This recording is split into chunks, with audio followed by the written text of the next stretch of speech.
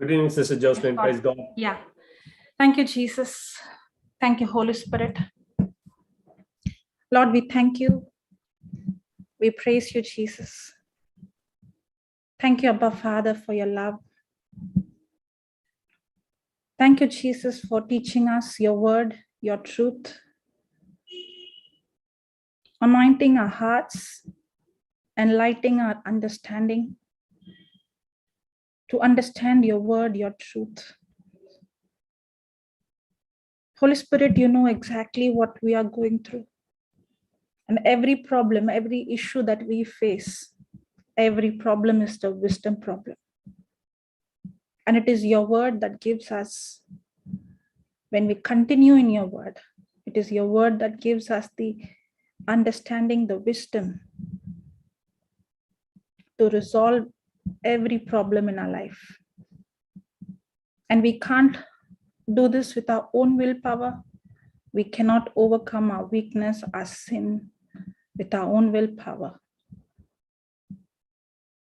It is your word, it is your grace.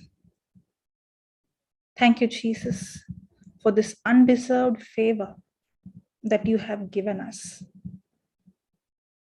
Holy Spirit, you show us the areas that we are trying to overcome with our own effort, our own ability, and we keep falling again and again and again. But today, help us, Holy Spirit, to understand that your grace is available for us, your power is available for us to overcome every weakness in our life. You take complete control of this session, you take complete control.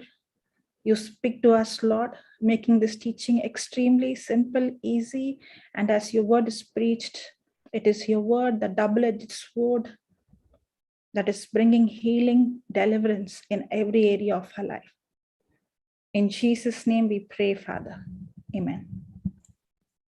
Amen. Amen. In the name of the Father, and of the Son, and of the Holy Spirit. Amen. So praise the Lord. Thank you, Jesus. Praise the Lord. Praise sister. the Lord. Good evening, Welcome, sister. Welcome to CFC. Praise God. Brother Eden was trying and trying. Finally, I think today was the day for you to come. Yeah. Praise Jesus. Praise you, Jesus. Praise Jesus. Praise God. Thank you, Jesus. Okay. So, as you know, Brother Eden was, I think, for past few months, right? 2-3 months. Yeah. Yes. Praise God. Okay. So we will be seeing about grace. So what is grace? Is God's power and authority and ability? Is God using His power, His authority, and His ability on my behalf, though I don't deserve it? Yeah, exactly. So grace is God's willingness to use His power, His ability, His authority. In other way, everything of God, He wants to give it to us. And He wants us to be just like Him and use His power, His ability, and walk in His anointing. But the key is we don't deserve it. We don't deserve it. This grace is given to every one of us. Now, many times when the teaching grace comes, then again, there is one more question comes. Do you say that I can live my life however I want? Do you say that, grace means it's a license to sin? Because when I say the definition, grace is God's willingness, God's willingness to use His power even though I don't deserve. That means I don't deserve means there's nothing from my part. So do you mean that I should not do anything and I can live my life however I want, but yet grace would manifest? In fact, it is the other way. Grace is not the license to sin, but grace is the power, and grace is the only thing that gives the power to overcome sin. Many a times, the reason why we struggle with sin is, many times we know it is wrong. We know that we are not supposed to live a life like this. We know what our action, we know that why am I falling into the same trap again and again? Why do I commit the same sin again and again? Why do things repeat again and again? And many times, especially when the new year comes, we make resolution, okay, from this year, I will not do this. Okay. And we make so many, and many times we see the very first day we fail to keep it. Maybe some people's willpower is very strong, maybe a few days. That's it. And we see again, we go back, and then comes frustration. And then comes not only frustration, the reaction would be two-way. One is either I go into depression or I become a rebel. Either I would say that I'm not able to be up to the mark. I keep falling again and again and again. And I would go into a shell that I feel so unworthy. I go into guilt, I go into shame, I go into condemnation, or I become a rebel. Because this doesn't look logical. This doesn't make sense. This doesn't happen. It's not practical. The reason why we struggle with sin and then we fall and then we try to come out, but we are not able to come out is we have not tapped into the grace of God. So the grace of God is not a license to sin, but grace is the power to overcome sin. Now, I used to get confused with this definition in the beginning. The reason why I used to get confused is in the book of James chapter 4. Can we go to that verse? James chapter 4, I think verse number 5.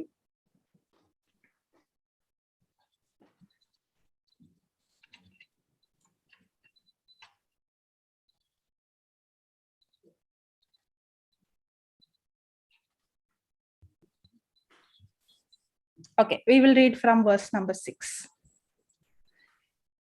But he gives more grace. What does it say? He gives more grace.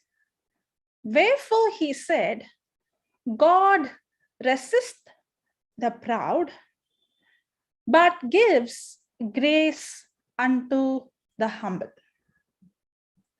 Now, I had a problem in understanding the scripture because grace is given to the person who doesn't deserve.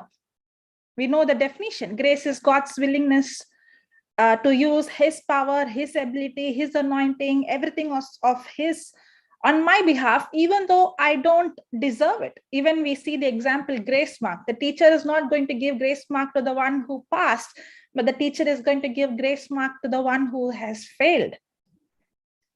Now, then my question is, when you are going to give grace to the person who is not going to be qualified, then why is there you asking a qualification that a person has to be humble?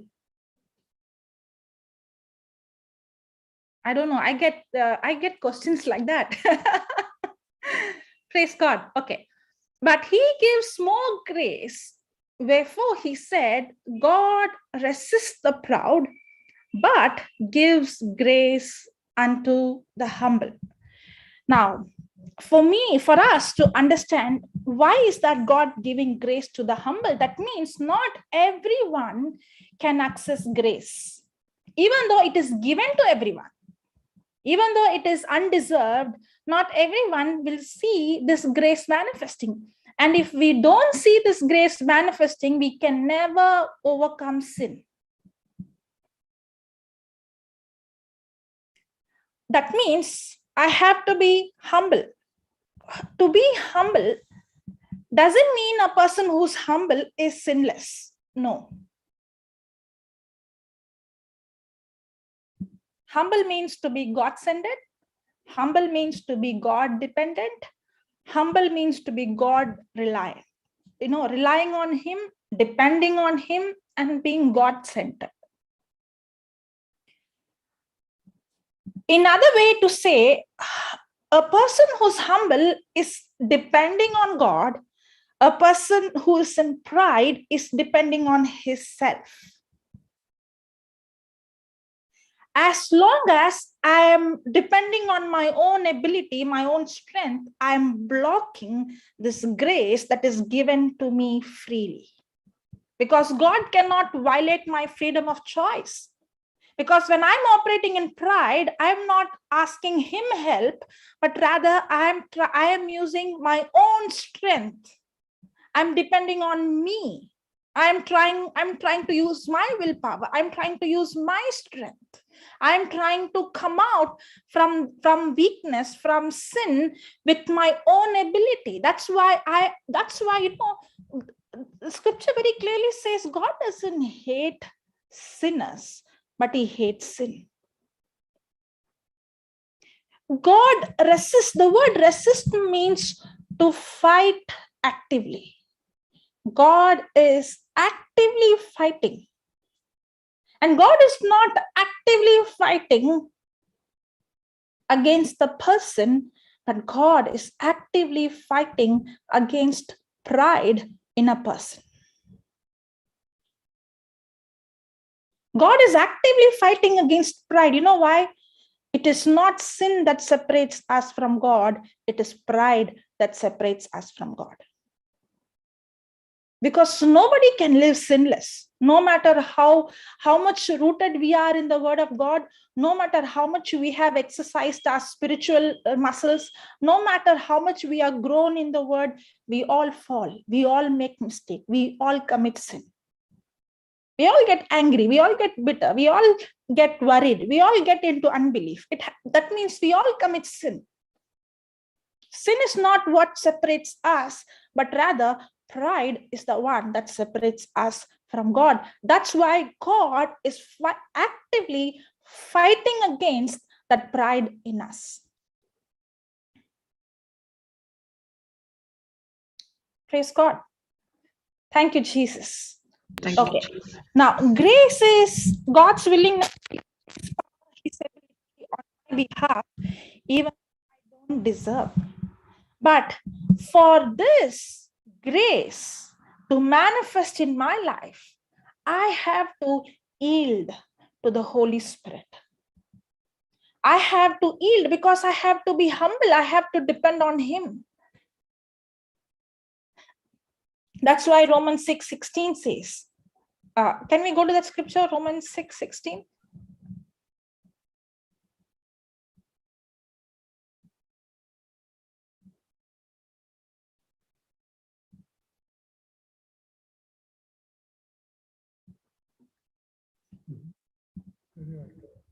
Yeah. Know you not that to whom you yield yourselves servants to obey, his servants you are to whom you obey, whether of sin unto death or of obedience unto righteousness. Now, I have to yield myself whether unto sin or unto righteousness, obedience unto righteousness. Now, there is a difference between the obedience in the Old Testament and the obedience in the New Testament. Now, the obedience in the Old Testament is I have to keep the law. If I keep the law, if we see the book of Deuteronomy says, if I keep the law, I am blessed. But if I don't keep even one single law, then there is a curse upon me. So in the Old Covenant, the obedience is about what I do, my performance. But in the New Covenant, the obedience is to believe what Jesus has done for me. There is a big difference. My obedience is to believe what he has done, and now I am righteous because of what Jesus has done for me. Praise God. Thank you, Jesus. Thank you, Jesus. So now I have to yield. To yield in obedience means what? I have to obey Means I have to believe in what Jesus has done for me rather believing in what I do to him. Okay, let me explain that believing in what he has done for me and believing in what I do. Okay, so there is sometimes some people come and ask me this question. You can remove the scripture, sister.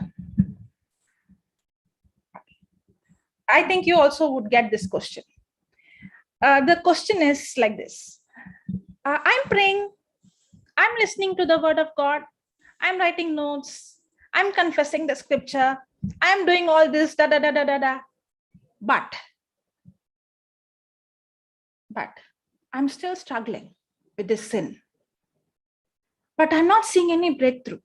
But I'm not seeing my healing. But I'm not seeing, when you say that person, you go and listen to this, I heard it. You go and confess this, I confess this. You pray in tongues, I'm praying not 1 hour, I'm praying 3 hours. And have you ever wondered, now what should I tell this person? What would be the answer? If somebody comes and gives you such statement, what would be your answer?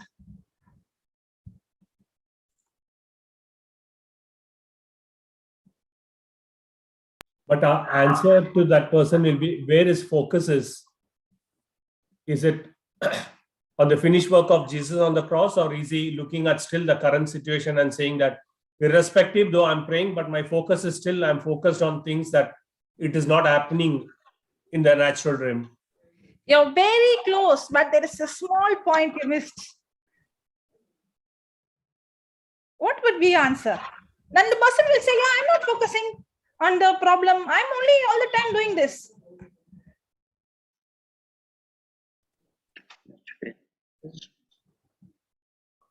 I'll repeat again. And the person is saying, I'm reading the scripture, I'm listening to the teaching, I'm writing the notes. Sister Rupa got it, I think. Because he's believing more on his effort and his ability. The pride is blocking it. See, the problem is that person is saying, I'm doing the writing, I'm doing the hearing, I'm doing the speaking. That means he is trying to perform. So if I do all these things, then God has to do his part. His focus is more on what I'm doing rather than what God has accomplished. See, I'm reading the scripture not because I do this. No, because my focus is on what he is doing for me and what he has done for me. The scripture is given to me to listen and to speak, to shift my focus from me to him, to shift my focus from the situation to God. See, it's a thin line. I always say it's a very, very thin line between a person walking under grace and a person walking under pride or working under self-effort. Self-effort and pride is the same. It's a very thin line because the action might look the same, but the attitude is not the same. Both might be studying the Bible. Both might be praying in tongues. Both might be confessing the scripture. But one is in frustration, but the other one is in joy, in peace. You know what is the difference? One is doing it under law and one is doing it under grace. Because one is doing, if I do this, the focus is more on my action. I'm more depending on what I'm doing. But the other person is so engrossed that, thank you, Jesus, that you died. His focus is on the scripture, what the scripture says, you died for me, you paid the price. And even if the person is confessing the scripture, it's not like, okay, 10 minutes over, 20 minutes over. It's not like that. Then you're frustrated. Only 5 minutes is over. How many times, people ask this, how many times should I confess? You missed it when you asked that question, how many times? Will the mother ask the child, how many times should I change your diaper? How many times should I sit and take care of you? No. When we do it out of love, it is different. And when we do it out of duty, it is different. Now, what is the difference in the old and the new? The old covenant is more focused on what I do. That's why if you see, there are two things in the Bible, okay? One is the promise and one is the law. When I say law, I'm talking about the law of, I'm not talking about the law of love, law of faith, the law, the book of the law. No, I'm very specifically speaking about the law of Moses. When I use a general term law, law is a universal principle. When anyone involves in it, the result is the same. The Bible is a book of law. If I take the law from the Bible and I apply it, the result for me and for you will be 100% same. If you see a dead raised, and if I apply the same principle, I also will see the dead raised. Because it's a principle. If you apply or I apply, the result will be the same. In the same way, the law of Moses, anybody who is going to be under the law of Moses, by default, they are going to experience condemnation. Because the law did not give them the power to overcome sin. If law would give them the power to overcome sin, then why should Holy Spirit come? Why should Jesus come and die on the cross? Why should he shed blood for us? No, the law was only given to show me that I'm a sinner, and it is to show me that how miserable I am, and to take me, to lead me to a Messiah, to a Savior, because I need a Savior. Law doesn't give me the ability to overcome sin, but grace gives me the ability to overcome sin. But even though we are in the new covenant, we still have the law mindset. And what is the law mindset? The law mindset is focusing on my action, what I do. If I do this, I'm blessed. Now, when it comes to the Pharisee, you know where they missed it? They misinterpreted the scripture. Even Paul, when he was Saul, he misinterpreted the scripture. He misinterpreted the scripture because the law was not given to anybody to keep it.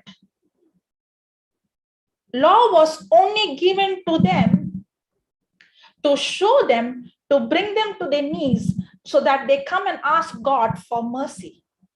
But what did the Pharisee do? They took the law and they said, I kept it, now you keep it. God did not give the law so that they keep it, but God gave the law so that they come to God and say, Lord, I failed miserably. That's why when the law was given, also God introduced the system of sacrifice. It came together.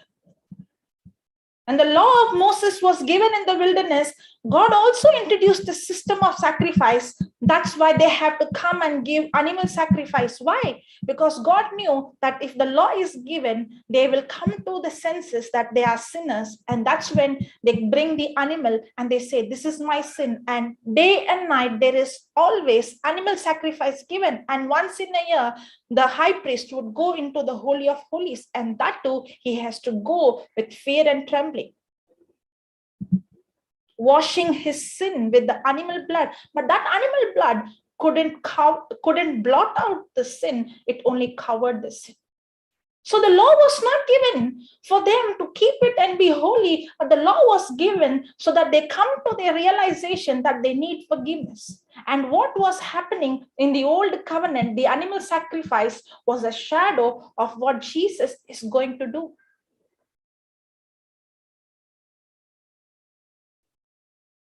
Now we have received the Holy Spirit. And now Jesus is the perfect sacrifice, the high priest, who has entered the Holy of Holies and shed his blood for us. So that now you and I, because of what Jesus did, the veil is torn, and you and I can enter into the Holy of Holies boldly, not with fear, not with trembling, because of what Jesus did for us on the cross. Praise the Lord. Thank you, Jesus. But even though we have, the problem is we don't know how to rightly divide the word of God, and we try to mix the old and the new. We cannot mix the old and the new. We have to learn to divide it, and we have to understand that I am no longer under the old covenant. I'm in the new covenant.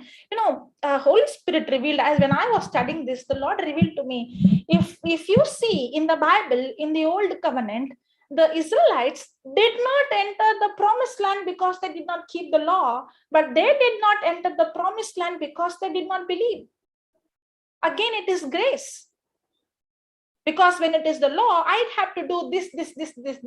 Under grace, it's not about what I do. Grace is what God has done. My part is to believe in what He has done. My part is not to believe on what I do. Even though the law was given to them in the wilderness, God did not say in Hebrews chapter 4, we see in Hebrews 4:2, we see God did not say they did not enter the promised land because they did not keep the law. It doesn't say they did not enter the promised land because they did not mix their faith to what they heard. And when God brought them out from Egypt, there was this Passover. And the blood of the animal was put on the doorpost. That means what? There was judgment, but because of the blood, the judgment, the angel of death, of judgment did not come in, but it passed over. And they all came out. It was not what they did. It was because of the sacrifice of the animal that all of them came out completely healed because of the blood.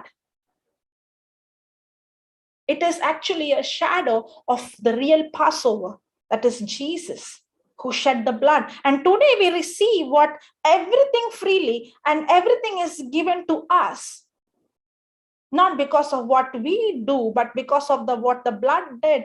But even though God brought them out, not because they kept the law, it is because of the blood. Even though they came out, they were not able to experience the promised land, and they died in the wilderness. Not because God did not give them, God gave them. It is their own unbelief that they died in the wilderness. That's exactly what is happening for us. It is not because God did not give us His grace. It is our own unbelief. Even though God brought us out from Egypt, even though God brought us out from slavery, even though God brought us out from sin, it is our own wrong thinking. It's our own pride. It's our own self, depending on our own ability, that makes us to remain in the wilderness, not experiencing what grace has made available for us. The Israelites did not go into the promised land, not because they did not keep the law. It is so beautiful when I read the Bible. Even in the Old Testament, I see grace. Even though in the Old Testament, the law was given, God did not demand them to keep the law. The man who wrote the first 5 books was a murderer. Moses, he murdered the Egyptian. Man who wrote the book of Psalms was a murderer. He committed adultery and he murdered. The man who wrote most of the New Covenant, Paul, was a murderer. Can you see God used murderers to write His word? In fact, it is not them, the Holy Spirit, but see whom God used. Most of the books in the Bible, God used the murderers to write.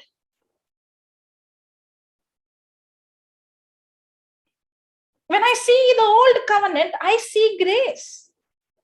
But people misunderstand grace. People misinterpret. That's what happened to the Pharisee. God gave I'm not saying the law is wrong. The law is perfect. The law is holy. The law came from God. The law revealed God's standard. But man was not equipped to keep the law. But the good news is, you and I, in the new covenant, we have received the Holy Spirit. We have the ministry of the Holy Spirit. Now we have given the power, that is the grace of God, which was not given in the old covenant. And if we still try to go and live holy by keeping the law with our own effort, that's when we are cut off from Christ. That's why a person who's proud is a person who's self-dependent. He is I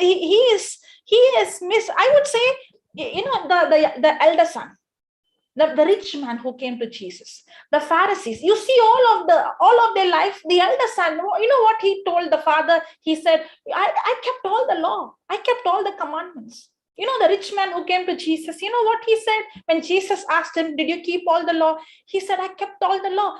That's wrong. That's a lie. And Jesus had to show him that he failed the first law. When Jesus said, you want money or you want God, he chose what? He chose money, not God. You know, for the first commandment is, for him, God is not God, money is God. Jesus did not ask the question, did you keep all the law? Because he wanted him to keep all the law. Jesus asked that question because he wanted him to realize that he needs forgiveness. He needs the Savior. He needs his sin to be forgiven.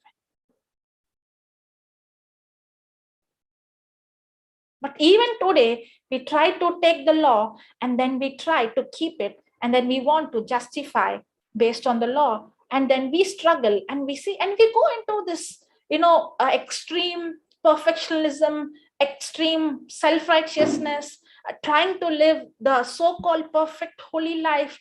And that's why I said, when a person is trying to live that life, the outcome is two: either you go into depression or you become a rebel. The only solution for this is to really understand the grace of God. Okay, let's go to Galatians 5:4.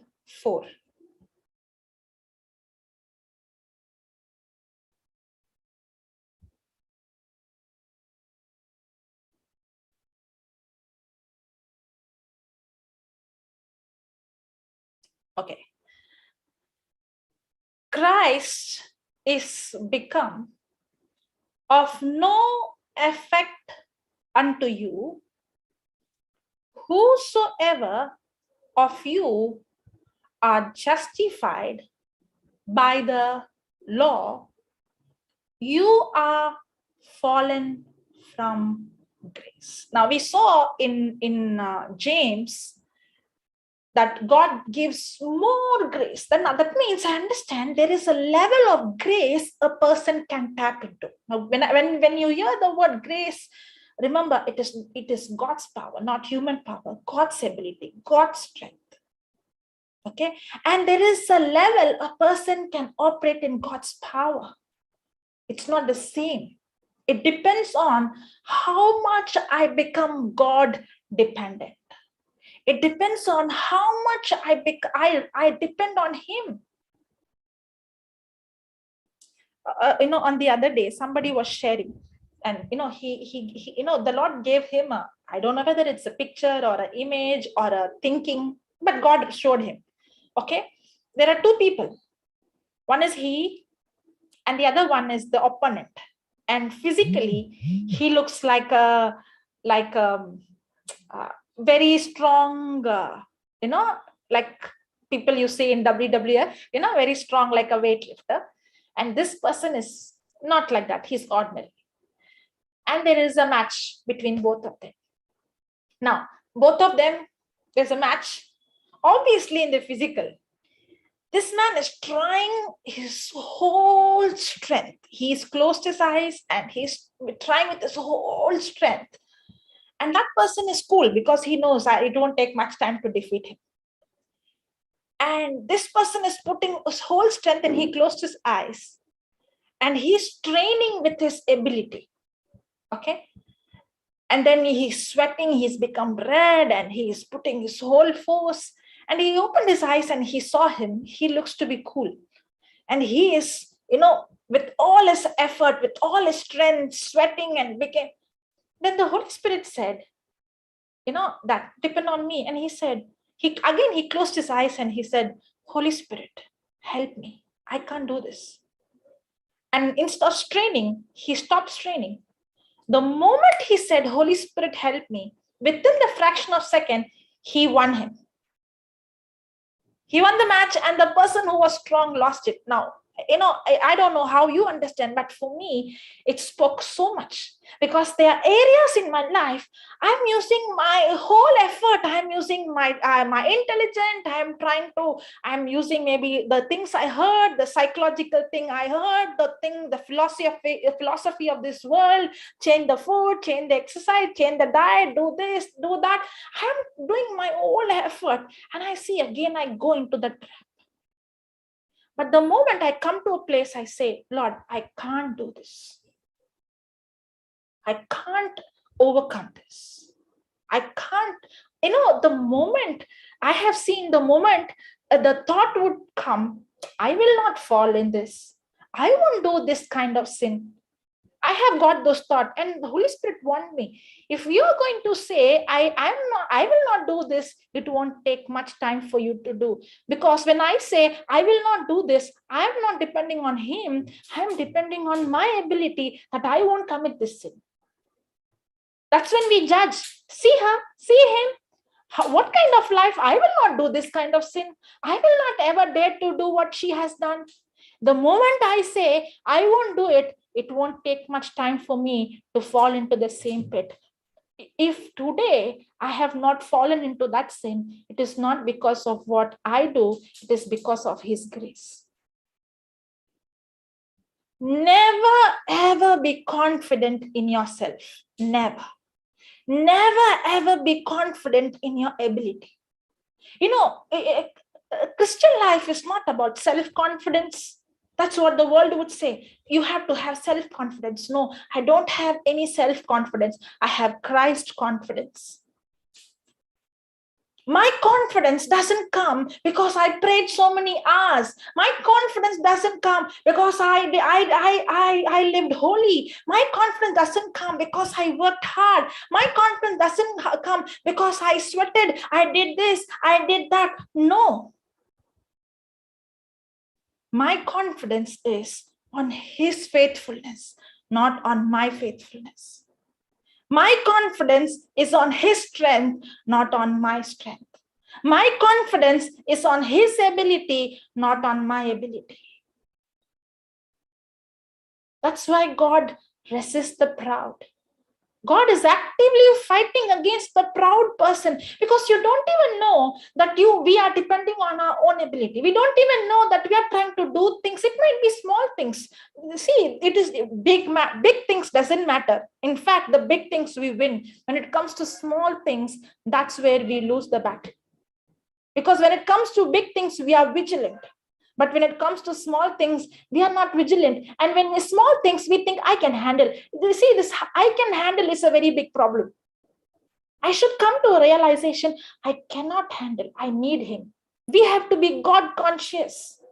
When I see in the Old Testament, when Joseph was abused by, was falsely accused.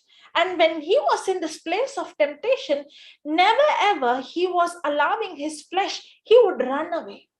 If you see, he never allowed him to be alone with that woman. He always ran away. You know why? Because he did not have confidence in his flesh. I have seen people, I can handle this. I can watch this movie. I can handle this. It is not a big thing. I can deal this. No, you and I cannot deal. We need him.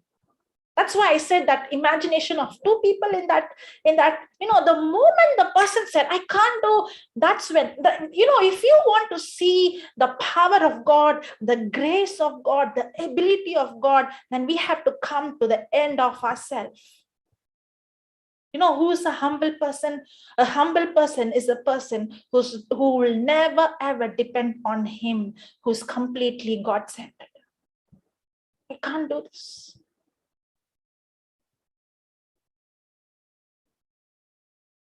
Praise the Lord. Thank you, Jesus. Okay, we will go and see that scripture again, Galatians 5:4.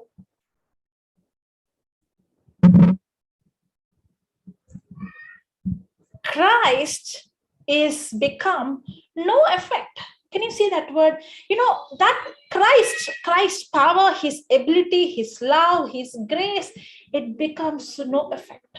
Even though the grace is available, it becomes no effect. To whom it becomes no effect. Christ is become of no effect unto you. Who? Whosoever of you are justified by the law. I asked a question. When somebody comes and tells and says, I did this, I did that, I prayed for so many hours, I heard the teaching, I wrote the notes, I prayed in tongues, I did this. You know what that person is doing? That person is trying to justify. When I did all these things, why is that nothing is happening? You gave me the answer why it's not happening. That person who's asking you the question gave the answer because he's trying to justify, I did all these things. Your focus is on what I am doing. What is that? I'm justifying by the law. What is the law? The law mindset is my performance. I told you there are two things in the Bible. One is the law of Moses and one is the promise of God. One is the law that God gave through Moses, and one is the promise of God. And we see this right from the beginning in the Bible, the promise and the law. What is the difference between these two, the promise and the law? When we understand, when we read the Bible, we will be able to rightly divide and see, wow, this is a promise and this is a law. And the Bible says anybody who is trying to keep the law and justify the law, he's cut off from the grace of God. I'm not saying, the scripture says, Christ has become of no effect unto you. Whosoever of you are justified by the law, you are fallen from grace. So what is the difference between the law of Moses and the promise of God? Can anybody tell me?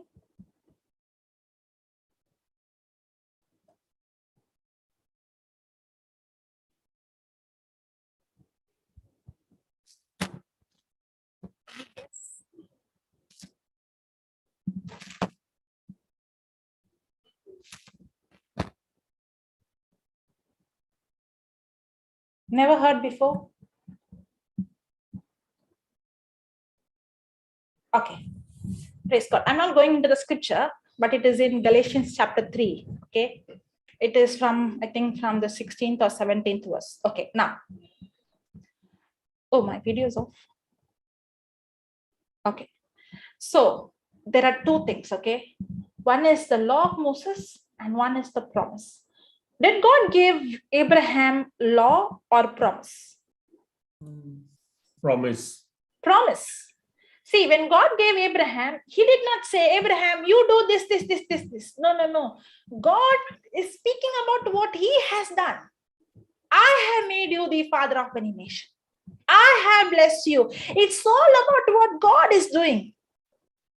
But under the law, you should not steal, you shall not commit adultery, you should not. It is all about what I have to perform. See, the promise is what God does. The law is what I have to do. Which one came first? Okay, we'll go to Galatians. Galatians 3, 16, 17.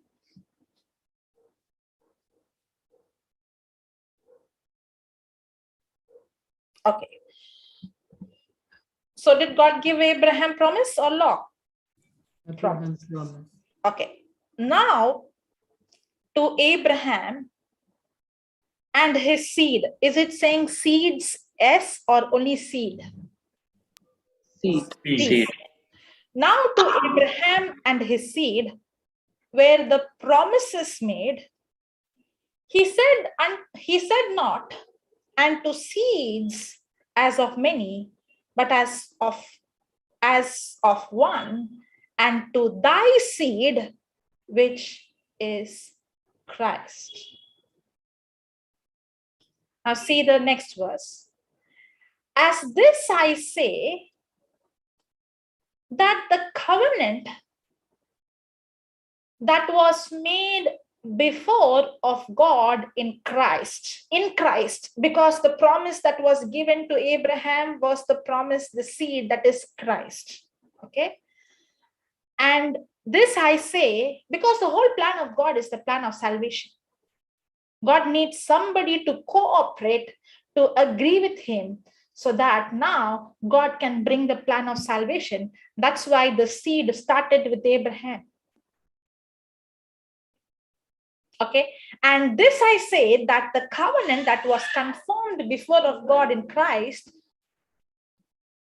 the law, which was 430 years after, cannot disannul that it should make the promise of none effect.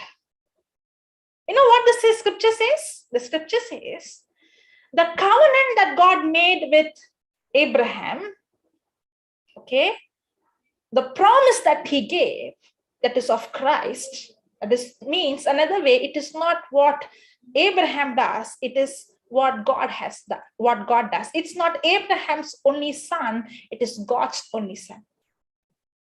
Abraham is not going to receive anything because of his works, but because of God and because of what Christ is going to do for him on the cross. He already saw the salvation. He already saw Jesus, because the Bible says Jesus, the Lamb of God, was slain even before the foundation of the earth. So Abraham did not receive what he deserved. He received it out of grace. It was a grace covenant. It was a promise. It was not the law. You know what the scripture is saying? And this I say, that the covenant that was confirmed before of God in Christ, the promise that was given to Abraham came first. The covenant of grace came first.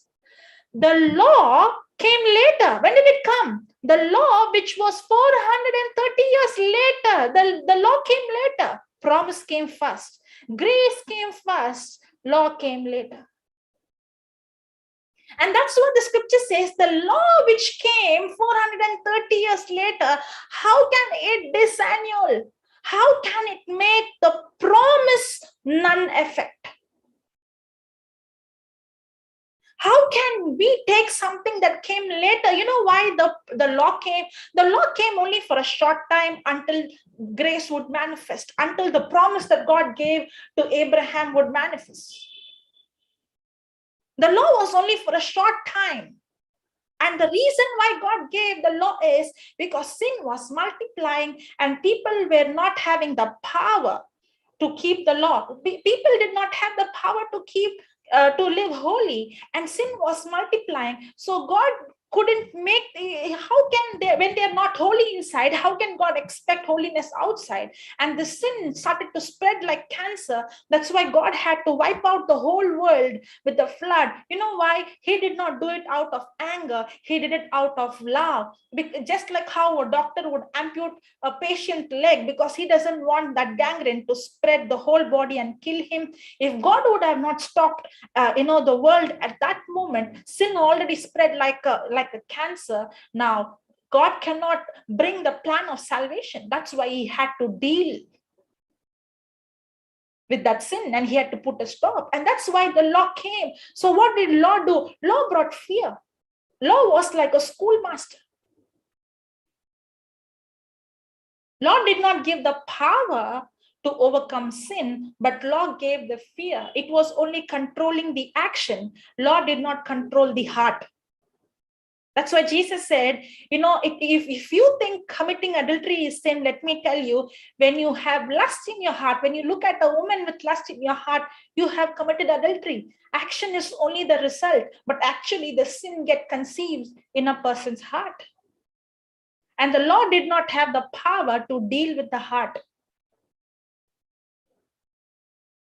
So what came first? Promise came first. What came later? The law came later. And what came later cannot make the promise of no effect. Did you understand? Or did I confuse? Clear, Praise clear. God. Yes, Praise sister. God. Praise God, sister. Thank you, Thank you, sister. sister. Praise God. Praise God. Any questions still here? Yeah. You have a question? No. No. She said there's master of love. Master of love. Which one? Ask. Sister, you said some master of law. What is that, sister? That Master principle of.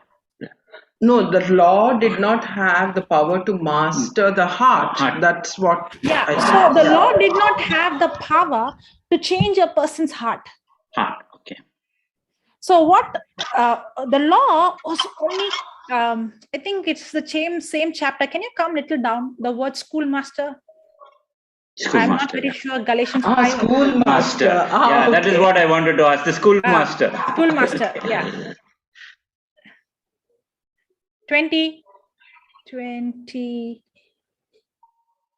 I think Galatians 4. 4? Should I go to 4? Yeah, it's not here, no, sister. Just go once down. We'll just scroll down and see if it is there. Yeah. It's on Yeah, 24. Yeah, 24. Okay, now see this. I'll read from 23rd, okay? But before faith came, we were kept under the law. So the law only came for a short time. See, first came the grace and then came the law. So before faith came means what? Before Jesus came. Because after Jesus has come, we are no longer under law. We don't receive anything from God based on keeping the law, but by believing in what Jesus did for us on the cross. It is our faith. It is grace, what God has done. Faith is me mixing my faith to what he has done for me. But before faith came, we were kept under the law, shut up unto the faith, which should afterwards be revealed. Wherefore, the law was our schoolmaster to bring us unto Christ, that we might be justified by faith. So the law was like a schoolmaster. Another way to say, I think my nephew, a small child, and the mother was sitting, and there is this electric, this board, the plug, and this child goes and puts the light on, and every time she would remove the hand and she would say, "Don't do it, don't do it." And then he did something dangerous. He put the switch, and he tried to put his finger inside the hole. And this time she has to give one tight slap. And that's when the Holy Spirit said, see, is she giving a slap because she wants to hurt the child? Or is she giving a slap because the child is not having the ability to understand the danger? The child is immature. So is the child not going to put the finger out of, I'll get shocked, or because mommy will beat me? The child is scared of mommy's, that pain that she's going to give. I said, why did you beat? You love your child. She said, if I don't beat, it is going to risk my baby's life. I said, that's exactly why God gave the law. That's exactly why God gave the law. God did not give the law because he wants you to, he wants to come and punish you when you go wrong. No, because God wants to rescue from danger. And, you were immature at that time. You did not have the Spirit of God. You were not born again. You were not baptized with the Holy Spirit. Because Jesus did not die for us on the cross. So until faith came, until the Holy Spirit came, until the baptism of the Holy Spirit came, the law was only for a short time. It was like a schoolmaster. If you do this, I will beat you. And the child is not out of maturity, but out of fear. That's why the law. But now, after we have received the truth, why do we go back to the law? See, that's what the scripture says. Wherefore, the law was our schoolmaster to bring us unto Christ, that we might be justified by faith. But after that faith is come, we are no longer under a schoolmaster. You're asking that question. We are no longer under the schoolmaster. You don't need the law anymore. You need the grace of God. So what did it was, just like how the schoolmaster means, I remember that, when I say that word schoolmaster, a stick. That's what I remember, a stick. I'm scared of the stick. I'm not doing it because I understand it, but I'm not doing it out of fear. Any parents want your children to obey you out of fear, or you want your children to do things out of love? Out of love. Love. That's exactly what God the Father wants. He doesn't want us to take the school, be scared of his stick, be scared of the law, be scared of the punishment. No, he wants us to do it out of love. When we were small children, that means when we were not born again, when we have sin inside, when we did not have the grace of God, the power of God, the anointing of the Holy Spirit, the gift of tongues, the law was like a schoolmaster. And the law was only for a short time. Only for a short time, until grace was manifested.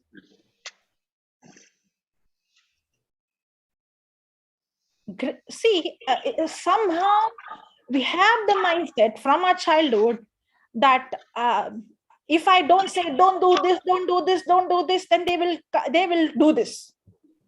Then how will they know what is wrong? Then how will they? No. That is only for the one who is not born again. The law is for the one who is for the born again. That too, there is a right way to use the law. The right way to use the law is, see, the wages of sin is death. Yes, if you commit sin, there is wages. And a person who is not born again, who has not received the forgiveness of sin, is going to go to hell. Yes, I'm not saying no, but that is not the good news. The gospel is the good news. The good news is not how it is not about the hell or the punishment. The good news is, even though I have done all these things, Jesus paid the price for me. That's the good news. Jesus nailed it on the cross. That's the good news.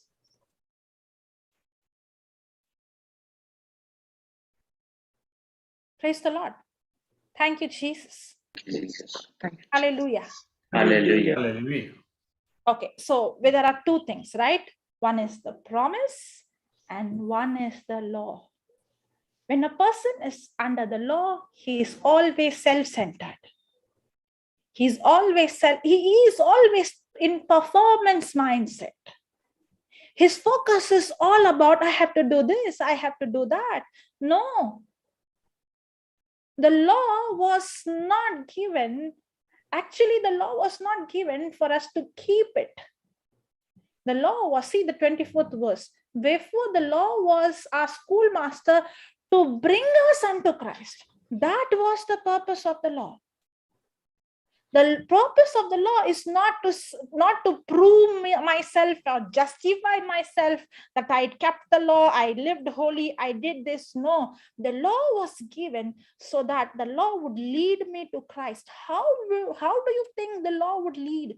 Because when a person tried to keep the law, the person realizes I'm a sinner, and that's when the person say, Lord, I need mercy. Lord, I need mercy. And that's when the person understands the mercy of God. You know what is the meaning of the word mercy? Another way, what is the difference between mercy and grace?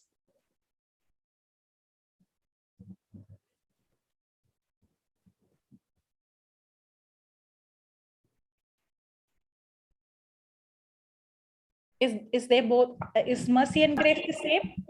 No. No. No. So what is the difference? Mercy is Go ahead, Ed. God forgiving me despite of me not deserving it. Okay. Grace is? Grace is God's willingness to use his authority, ability his power on my behalf, even So- though I do not deserve. Okay, so what is the difference? Exactly one word, what is the difference? Grace is out of love and mercy is out of compassion. Huh? No. Love, compassion, they go together. Mhm. Okay. See, when I say God is merciful to me, okay, God is not, there is an echo. Praise God. God is not giving me what I deserve. God not giving me what I deserve. What I deserve? I deserve punishment. I deserve hell. I deserve eternal damnation. But God not giving me what I deserve, He cancels my punishment. That is mercy. Now, if God is only going to show mercy, but not give me grace, you know what will happen? He is canceling my punishment, but He's not giving me the power to overcome the sin. See, it's like I'm opening the prisoner out. But when he goes out, he's again going to be lost. God is not just saying, I cancel your punishment, I cancel your debt, I paid everything for you. He did not stop with His mercy. But then He comes one step forward and He says, here is my grace. Everything of mine is yours. God giving me what I don't deserve. In mercy, God is not giving me what I deserve. In grace, God is giving me what I don't deserve. Now, when I see that word mercy, okay, God not giving me what I deserve means, again, it is connected to forgiveness. God is not giving me what I deserve. Now, God cannot just say, I forgive you, I cancel your debts. No. For example, the parable of the man who was forgiven of his 10,000 talents. Now, when the king said, I forgive you, your debts are cancelled. That is mercy. Correct? Out of mercy, he is cancelling the debts. But the accounts will still show that there is a debt that has to be paid. What about the accounts? Somebody has to pay it. You know who pays it? The one who forgives, the one who shows mercy.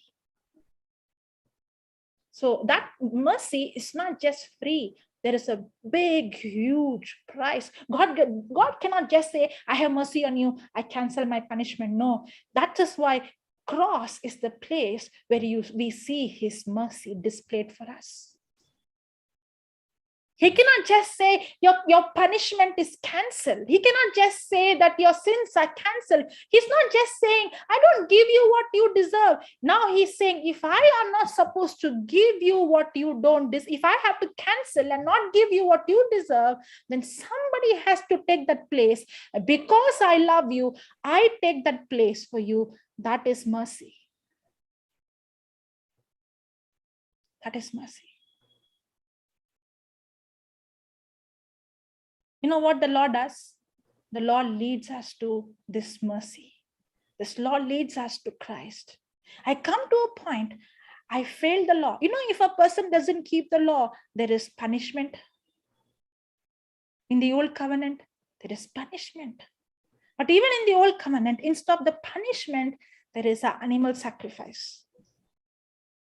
And that animal sacrifice is representing Christ. Year after year, year after year. So what was the Lord doing? Every time they committed sin, they have to be punished, but God has an way of escape for them.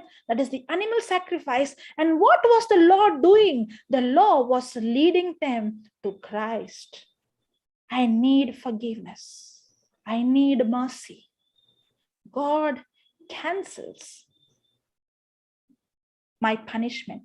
God not giving me what I deserve, that is mercy. But grace is God giving me what I don't deserve. He's not only just canceling my punishment, but he's given me authority. He's not just saying, okay, I have canceled sin, but he has given me authority over sin. He has given me authority over the demons. He has given me power. He has given me authority. That's why grace is God's willingness to use his power, his authority, his anointing. Wow. Thank you, Jesus. You know, when I study about grace, I study about love. I cannot separate it. Grace is his love for me. And there is nothing that I could take credit. There is nothing that I could boast.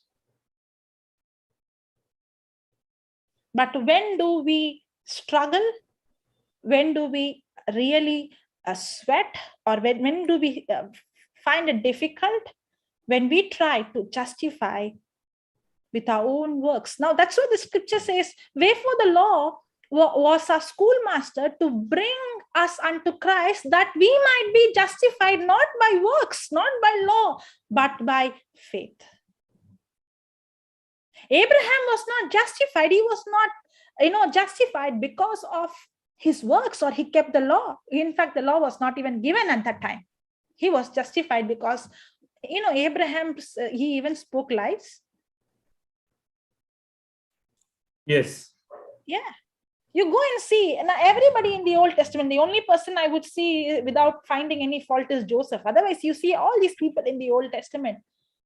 They were not qualified because they kept all the 600 laws. No, in fact, these people were the people who were, they committed the biggest sins, the so-called big sins. Everything is sin, but the so-called big sin. We have kept, adultery is very big sin, murder is very big sin. They have committed so-called big sin. And you could see God is calling them my friend, the man of my heart, and all those things. Why? Because they did not have a relationship with God based on their works. They were not justified because of the law by the works, but they were justified because of faith.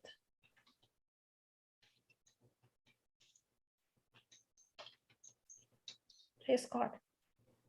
Thank you, Jesus. Now are you understanding? God gives more grace to the humble. The more and more I become God conscious, the more and more I become God dependent, the more I see God's power. Now I am, God is not accept. See, the usual tendency is like this. I live holy, God will accept me. I pray for so many hours. I perform these things, then God will love me. Then God will anoint me. Then God, we always connect to more of power to our performance. Somehow that is ingrained in us, correct? That is law mindset. The more I pray, the more power I will see. The more I live holy, the more I would see the gifts operating. It is the other way. The more I depend on him and say, Lord, I can't do this. That's when I see the grace of God helping me to live holy life.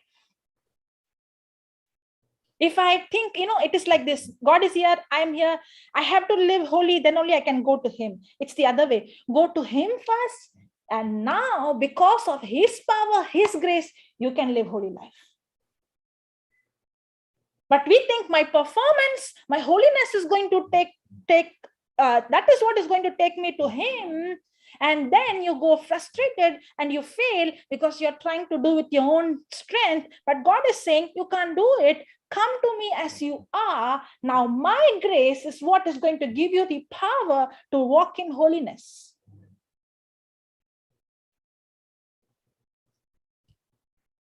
Praise the Lord. Thank you, Jesus. Thank you, Jesus. Yes, sister. No, sister, I was just saying thank you, Jesus. Yeah. Praise God. What? When we understand, it took a long time, and I'm still studying. I know this subject is so deep. If we don't understand the grace of God, we will be struggling with sin. We will never see freedom. Maybe outside we might show we are free, but no. Because it is effortless to walk. Okay, I'll put like this. I have heard people saying, it is very difficult for me to forgive. It's very difficult for me to come out of this pornography. It's very difficult for me to come out of masturbation. It's very difficult. Let me tell you, it's not difficult. It is impossible. It is not difficult. It is impossible. We have to come to the mindset, I cannot overcome. I cannot overcome sin. I cannot live holy. I cannot. But I cannot with my flesh. But I can do all things through Christ. And the devil always wants to put us in the cycle called sin. He wants, in the beginning, he comes with the pleasure. And then once the pleasure, somebody asked me, does sin give pleasure? I said, yes, it does. But it gives only momentary pleasure. It's very, very momentary. Yeah, have you seen a rat trap? The food inside the rat trap is the pleasure for the rat. If you ask me, the dry fish or the cheese or coconut or whatever inside, does it give pleasure? Yeah, it gives, but it is so momentary. The first bite or the second bite, the rat realizes, no more, it is pleasure. Do you think after the second, third bite, it's pleasure? No, because it is trapped. That's how sin is. You know why? The real pleasure comes from God. Anything that comes from the devil or the kingdom of this world is fake. It's fake. It is to deceive you. You know what is the devil's weapon? The devil's tool is deception. The devil is very, very deceiving. He's very, very deceiving. He wants to convince you that God cannot give this. I can give you. He wants to convince you that, you won't get this love. I will give you. And he would tell a person to commit adultery. And he would say, see, if you don't do this, then you won't get this love. That's a lie.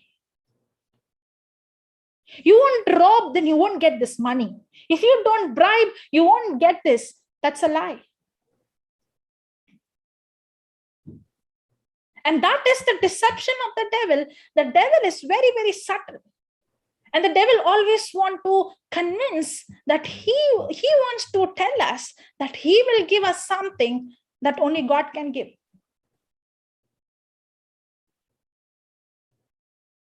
That's what is sin. That's how, if sin gives you pleasure, yes, sin gives me pleasure, but it is very, very momentary. And that is, the devil wants to convince, that's how the devil convinced me. The devil would convince me and tell, you will not get this if you don't do this.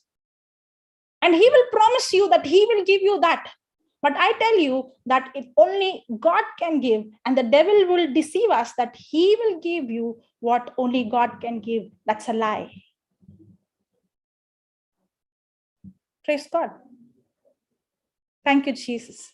And if we try to overcome that sin with our own willpower, with our own strength, we will go into the cycle called sin and we will be trapped into it. The devil wants to give pleasure. He wants to say that the devil will promise you that he will give you something only what God gives. And then once you get the pleasure, he would come and condemn you. And then we will end up being in the cycle called sin. But the truth is, none of us can overcome that sin, that weakness. And the devil wants, what sin does? Sin will always keep me away from God. I have understood that sin always want to keep me in guilt. It always want to keep me in shame. And it will always want to tell me you're unworthy, you're unclean. And it always keeps me away from God, because the more I am away from God, the more I am defeated.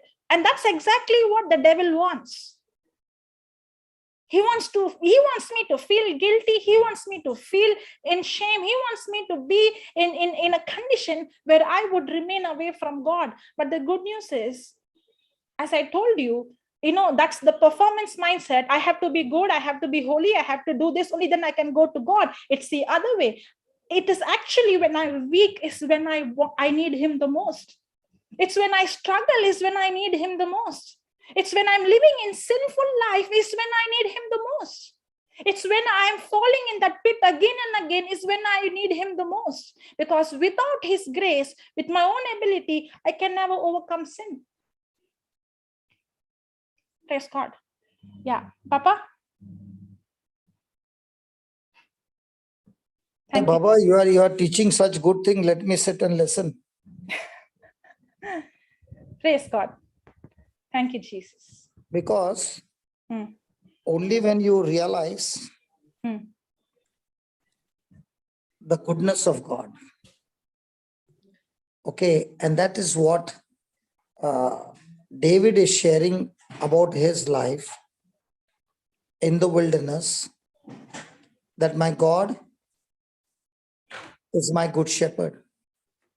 Yeah. Okay. And he's saying that no matter what I'm going through, there's one thing I know. And that is his goodness will follow me. His mercy will follow me all the days of my life. The reason we fall into the trap, as you said, about the devil giving pleasure momentary, is because we fail to believe in the goodness of God. The goodness of God is perfect, and the goodness of God is the opposite of the badness of the devil. Yeah. Say that again, Papa. The goodness of God is perfect, and it is opposite to all the bad things of the devil. So the goodness of God is the truth and the light, whereas all that the devil is offering is lies and darkness. And what you said is very right. We who are preaching does not mean that we are in the light. We can fail to resist the devil. And resisting the devil would be that no matter how much lies the devil gives, the person is saying, I have no desire to agree to your lies. I stand strong, exercising my faith, and I'm not willing to change from faith to fear. And that is why the medicine to the lies of the devil is what David is saying, the Lord is my shepherd. Unless Jesus becomes my Lord, he cannot shepherd me. Because when the temptation comes, I can tell Jesus, please leave me alone now. I want to lord over my own life. And when I take authority over my own life of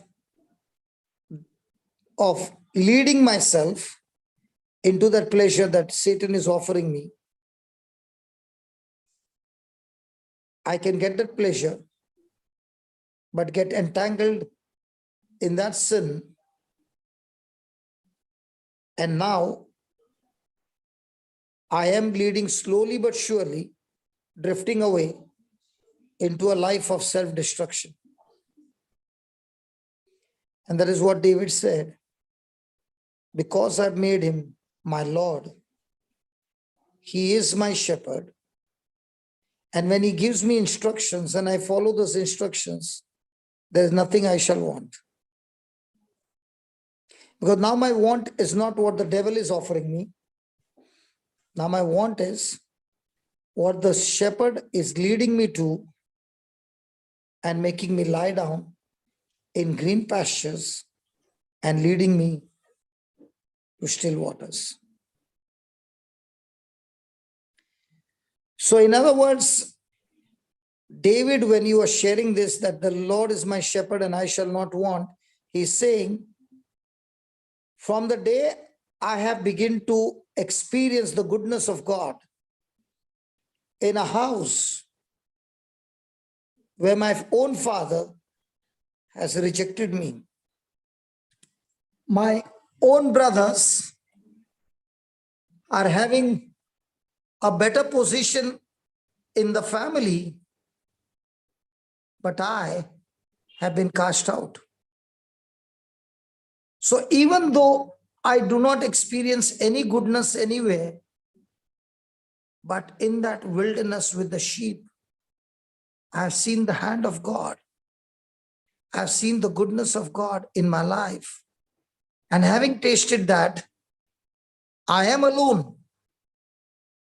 And when people see, they can see me alone, but I have discovered that this God whom people cannot see, I see his hand upon me. Even when the lion shows up, he gives me the courage to open the jaws of the lion and fight him and fight the bear and release the sheep, because I love my sheep. In the same way, I am the sheep and my God is my shepherd. And when the enemy comes to attack me, he is the same shepherd who opens the jaws of the devil and comes to my rescue.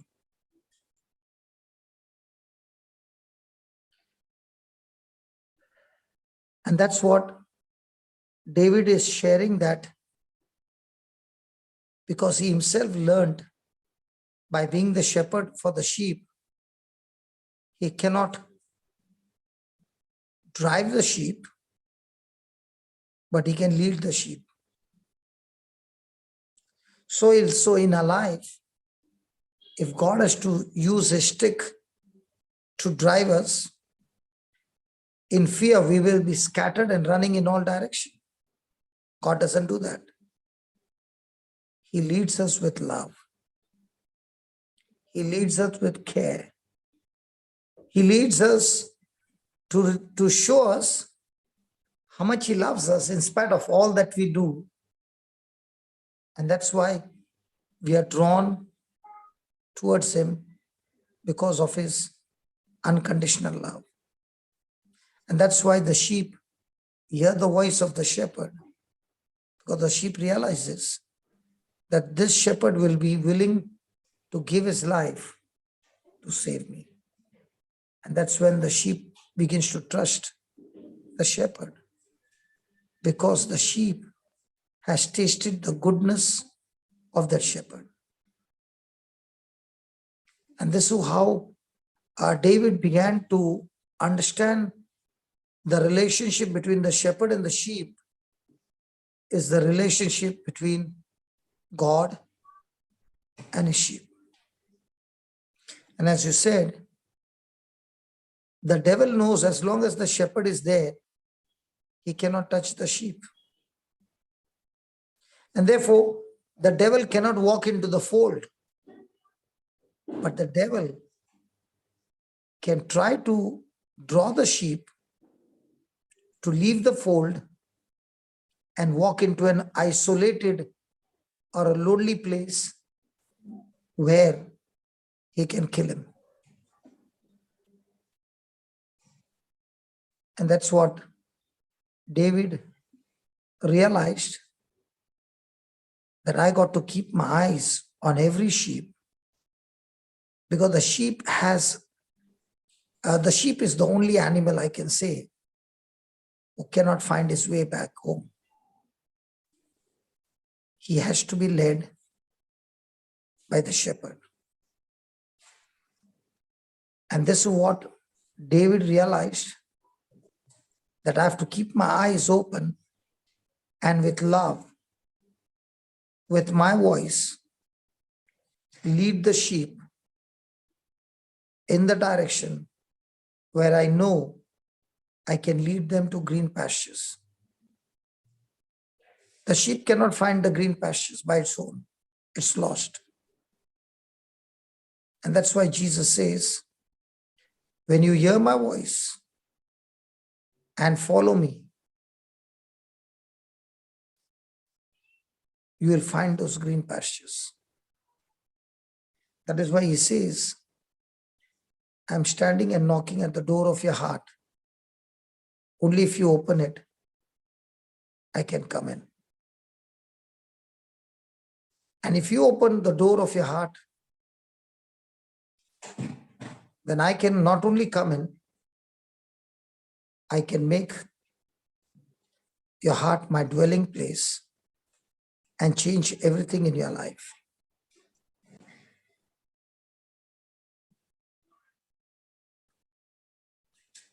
And how does God knock at the door of my heart? By his word and by his spirit.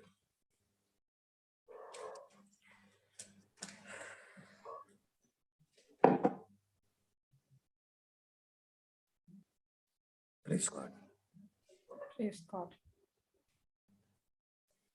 That is why he's saying, even though I'm walking through the valley of the shadow of death, I will not fear. Because I know one thing, the shepherd is with me. But how will the shepherd get me out of the valley? Through his word and through his spirit.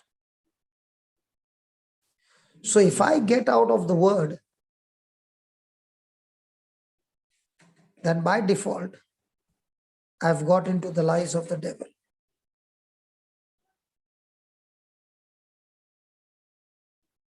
And when I've got into the lies of the devil, that lie of the devil will take me deeper and deeper into the valley and destroy me. That is why God says in Proverbs 4:7, get wisdom, get understanding. Of all that you are searching for, of all that you are seeking for, get understanding. Yeah, seventh. Wisdom is the principal thing. Therefore, get wisdom. And above all, get understanding. So if you ask me what is understanding, understanding is the sum total of knowledge and wisdom. And that's what verse number 5 says.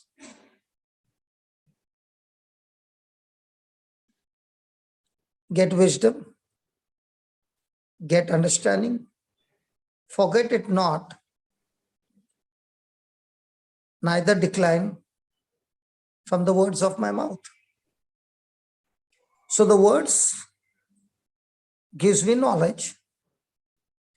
From the knowledge, I get wisdom.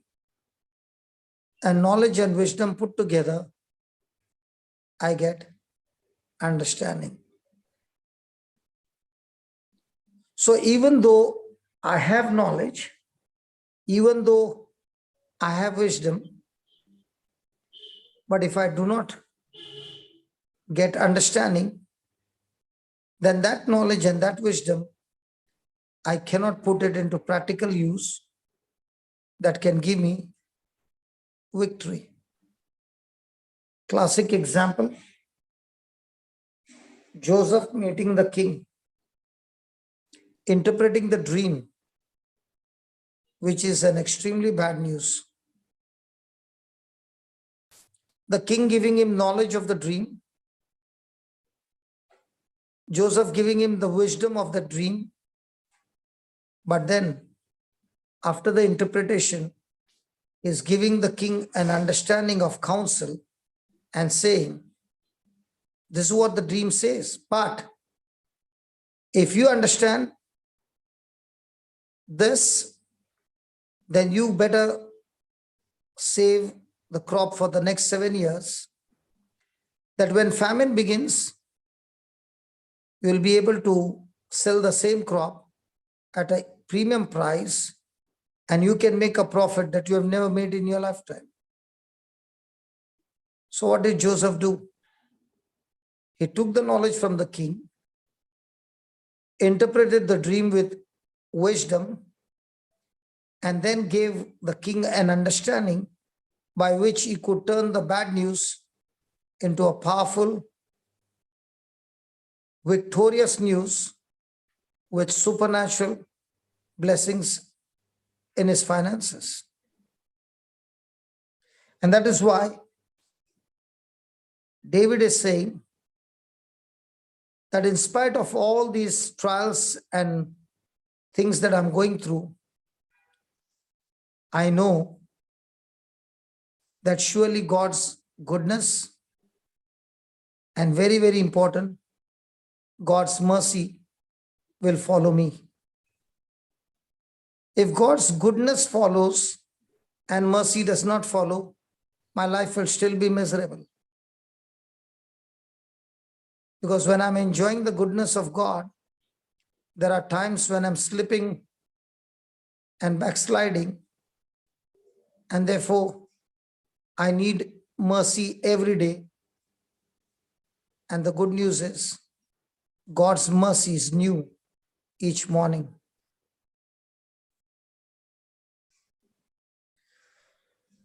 So for us who are children of God, two things are sure, absolutely sure things.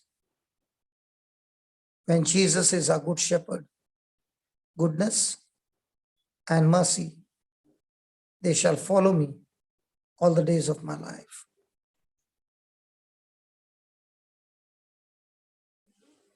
Yeah. Praise God.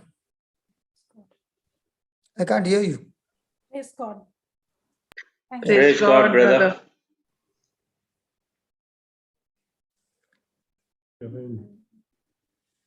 So you can continue. I'm going to the third class.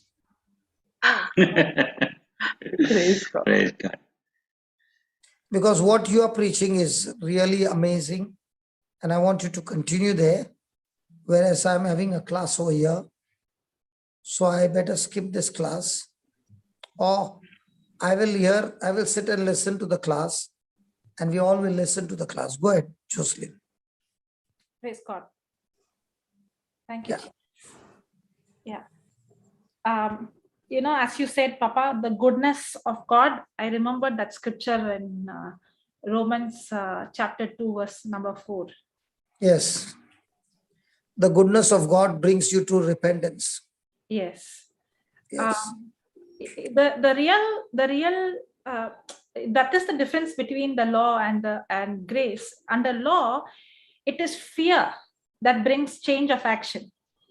It is fear. If I don't do this, I'll be punished. But in the new covenant, it is the goodness of God. It is not the fear. Yes, there is a fear of God. The Bible speaks, but that is an entirely different. The fear of God is talking about the Holiness of God. The holiness of God. And I love him so much. I honor him so much that I don't want anything to separate me. I fear that nothing should come between me and God. That is the fear of God. That's not a demonic fear. That is it's not a holy fear. Exactly. That is not because when there is a demonic fear, there is torment in that.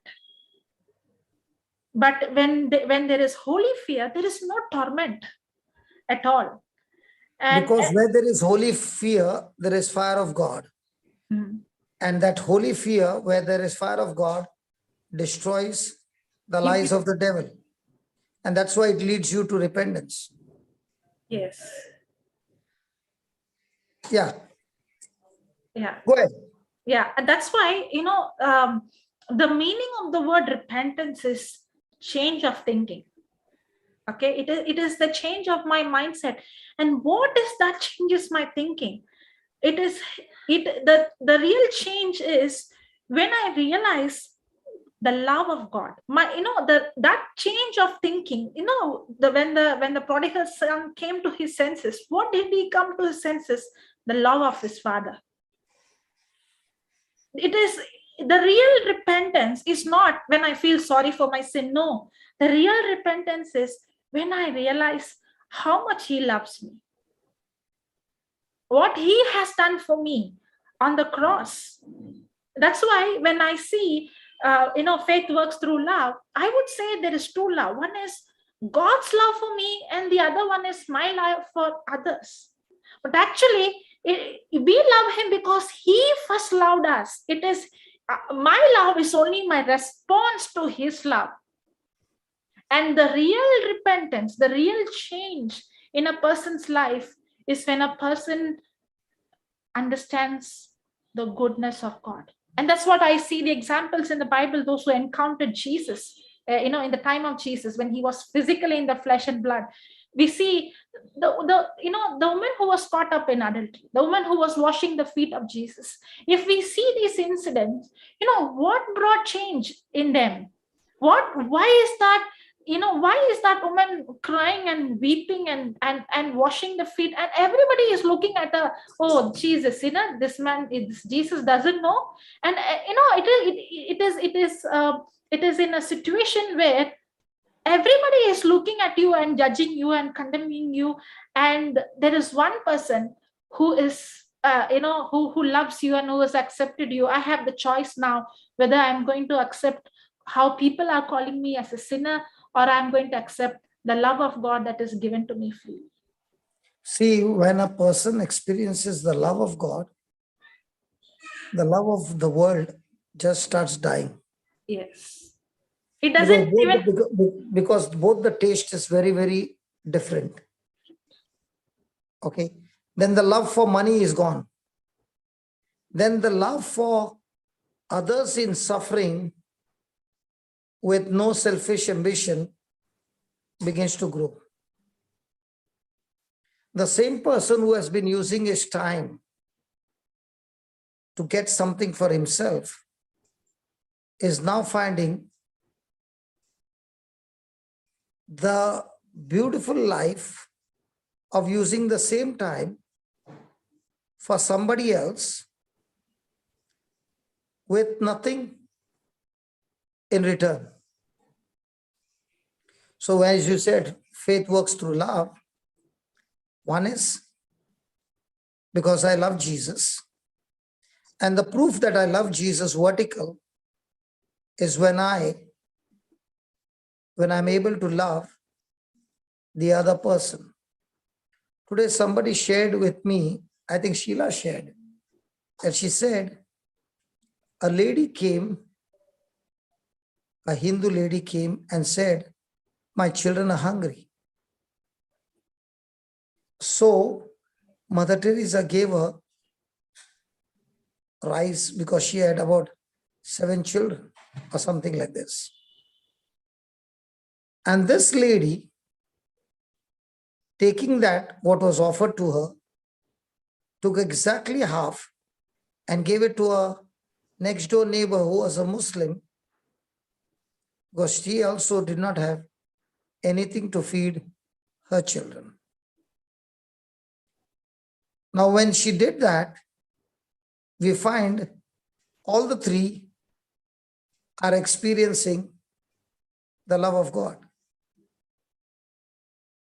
The first person has got the resource and gave from the resource something to one who was in need. But Mother Teresa says, the one who was in need herself, when she saw somebody else in the need, she said, let me take a part of it and give it to her children, which was much greater love.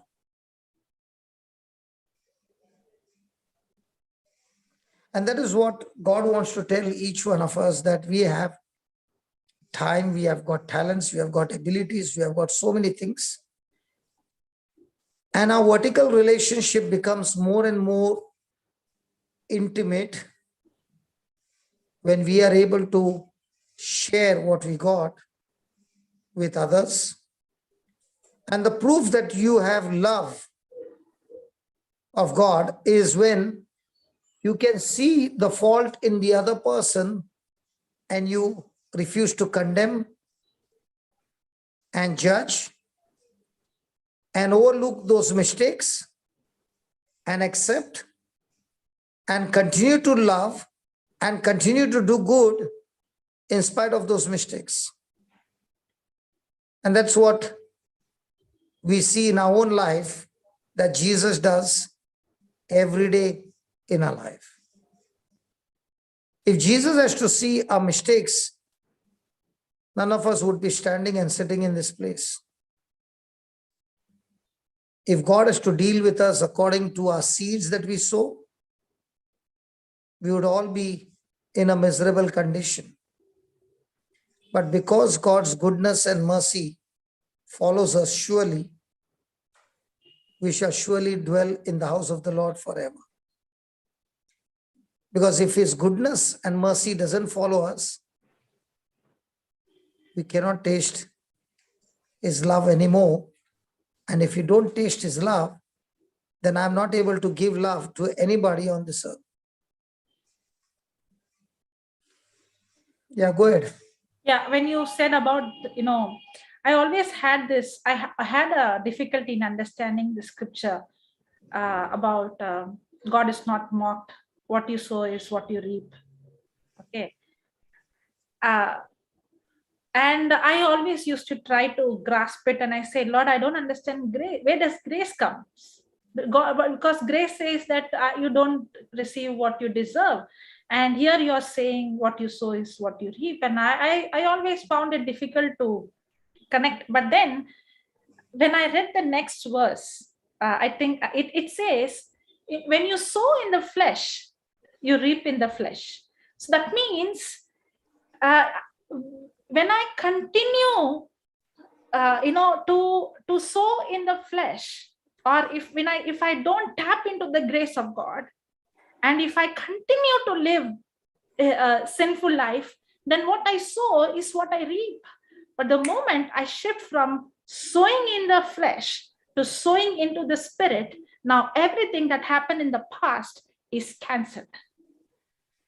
I don't know, I can explain to me more, because I was really, for a long time, I was having this question. But when I read the next verse, that's when, oh wow, here is the answer. Because if that was, if you take only 7th verse, yeah, I would have been in a miserable condition. And that's why I always say that Galatians 6, 7. Because if you take only the 7th verse individually, then I cannot say God does not consult my past to give me a future. Correct. Because my past has been so bad that I've sowed, I should reap corruption. Yes. And I used to find this very difficult. I said, Lord, then where is grace? I have to reap what I have planted. Then where is grace? Yeah, Papa. And that is why repentance not only brings forgiveness, but also destroys the consequences of what I sowed. But the moment I started sowing in the spirit, now I'm supposed to receive the harvest of corruption, but I'm reaping the harvest of goodness. And this sowing in the spirit is not my hard work. Again, it is the grace of God. Because we have been saved by grace through faith, and it is a gift of God. And therefore, the Bible says no one can boast. In the next line. And then he says, because we are God's workmanship, created for good works. So I'm not doing good works because I want to do. I'm doing good works because he has changed my nature. He has changed the root. And it is no longer I who does the good work, but he who dwells in me, who does the good work. in other people's life. And that's why the verse 9 speaks that even though you are sowing in the spirit and you're not able Seeing the to reap, see that you don't get tired in doing good, because what you sow in the spirit is an incorruptible seed. In due season, you shall surely reap if you do not quit. And when the 8th verse says, okay, sowing in the flesh, the word flesh means not necessary it has to be sin, but the word flesh means it is a way of thinking that is governed by my senses. Sorry, come back again. It's the way of thinking that is governed by my senses. It is a way of, that means when a person is in flesh, surely the result is sin. There is no doubt. As long as I am dead to my flesh, the devil has no access. If my thinking is going to be governed by my senses, then that is when I become a prey for the enemy. So sowing in the flesh means now I'm controlled by my physical senses, and now I believe things. By default, what is going to enter in is unbelief, because what I see, what I hear, what I smell is what is for me is more real. But sowing in the spirit is when my thinking is governed by the word of God. That's why the Bible says to be carnally minded is death, but to be spiritually minded is life. And here we see the last line, but he that soweth to the spirit shall of the spirit reap everlasting life. Now, many times we think everlasting life means life after after death. No, everlasting life is experiencing eternity right now in this planet Earth. Everlasting life is knowing him intimately. It is knowing God. That is everlasting life. And that's exactly what happens when we begin to sow in the spirit. So when a person is sowing in the flesh, he is operating in the world scene. And a person who is operating in the spirit is believing in the unseen. Correct. So the challenge every day is, am I going to depend on sense knowledge? Because Satan can only touch me in the seen world, because that's his realm of working. That is his highway. And God's highway is in the spirit, where there is no physical evidence, only spiritual evidence that is recorded in the word of God. So we who have been trained in the world, if you see, everything in the world system is in the sense knowledge. Right from school to college to university, all that you have been educated is sense knowledge. And now you are opening your Bible and learning the Bible, which is not sense knowledge, word knowledge. So when you open the Bible, the evidence seen is only through the scriptures. So the battle is, all these years you have been trained with sense knowledge, and now you're training your mind to renew to spiritual knowledge. And when a person is shifting to spiritual knowledge, that's where he's able to tap into God, whom he cannot see, whom he cannot sense, whom he cannot feel, because God is spirit. And only through spirit you can get connected to God. You can never get connected to God using your soulish mind. So when I get this understanding that my eyes which are showing me things are facts, and the same eyes when I see the scriptures are showing me truth, the choice that I have to do is every moment between a fact and a truth. So we are instructed by God give no room or no place to the devil. In other words, even if you give him a small place, then the devil will use your natural senses and take you into the realm of the natural world, playing on your emotions and leading you into a trap. But when you give him no room or no place and you resist the devil, resisting the devil means resisting his lies, exercising your faith.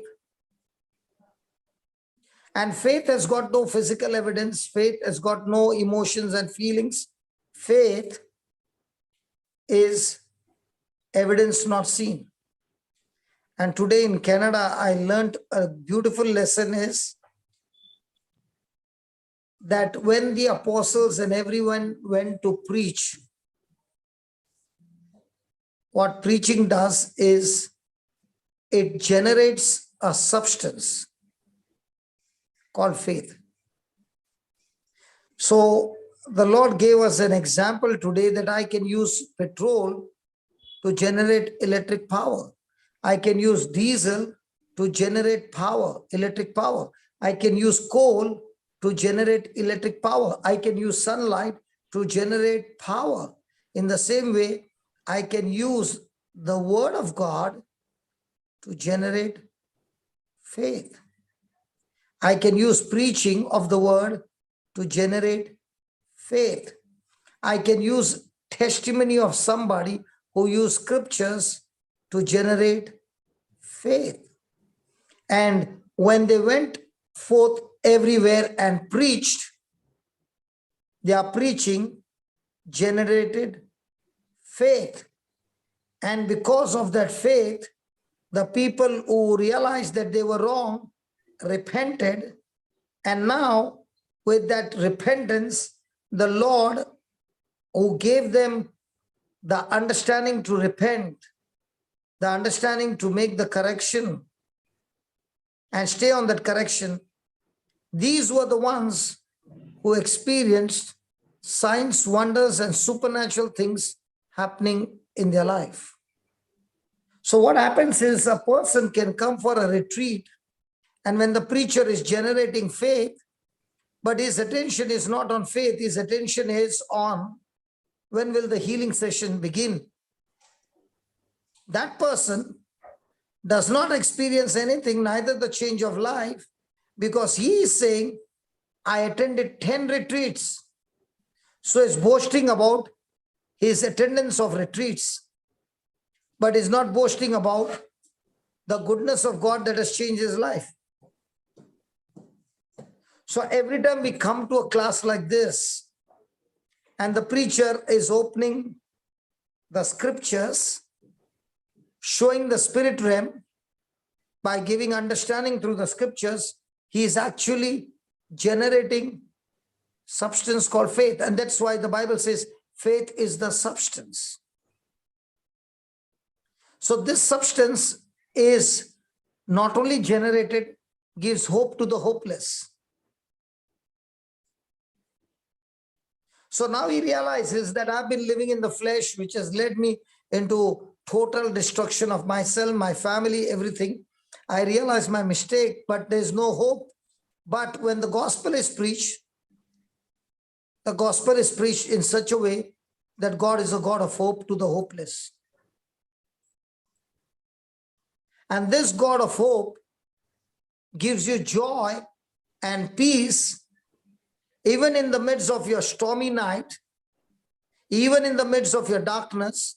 Through the preaching of the gospel, he gives you joy and peace through believing. And as long as you can hold the joy and peace, it tortures and torments the devil, because joy and peace operates when the person is in the spirit world and not in the flesh. And joy and peace actually not only torments the devil, it discourages the devil completely, and he has to flee. That's why the Bible said the joy of the Lord is my strength.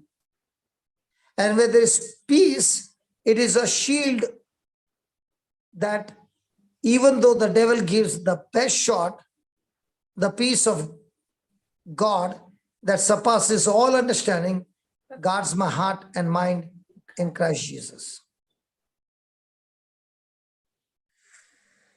So praise God. Praise God. It That is means, such a joy. Yeah. that means that verse says, God is not mocked. What you sow is what you reap. If I continue to sow, that means if I am governed by my senses and continue to be governed by what I see, that is the fact, then my result will not be supernatural.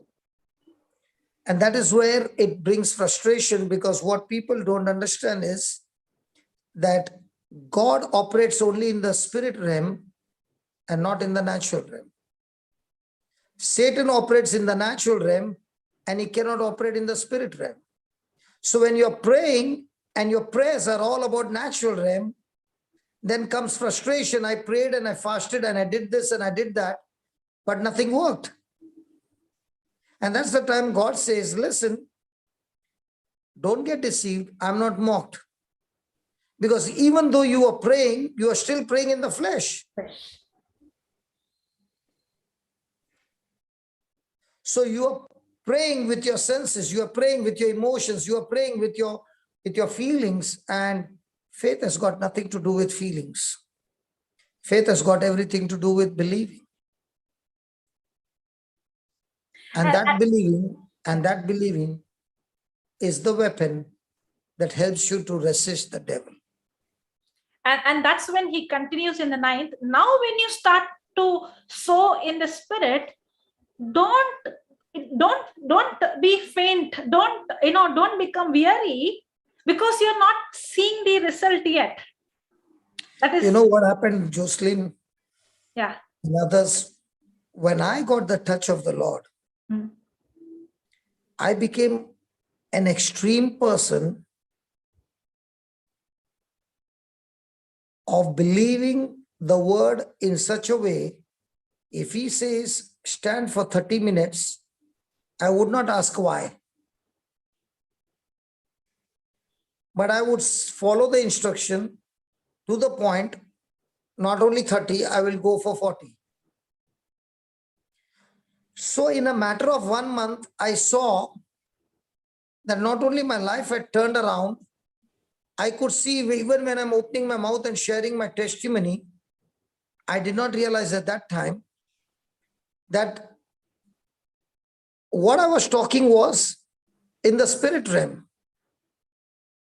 But I did not know at that time the difference between spirit and soul. But what I understood was to rely totally and completely on God's word. So when I started seeing in the group, I was in the Konkani group. So what I saw was there are people who are really, really, kneeling down and praying with tears and all that. And they were really good people. But what they did not realize was they were champions in living their life on emotion. So for example, if they are praying with deep coming from their heart, and if somebody has to say one small thing, it could trigger them to such a limit that you will not see them for the next 3 weeks. So their fuse would be broken anytime, anywhere. For the most silliest thing. Are you understanding what I'm saying?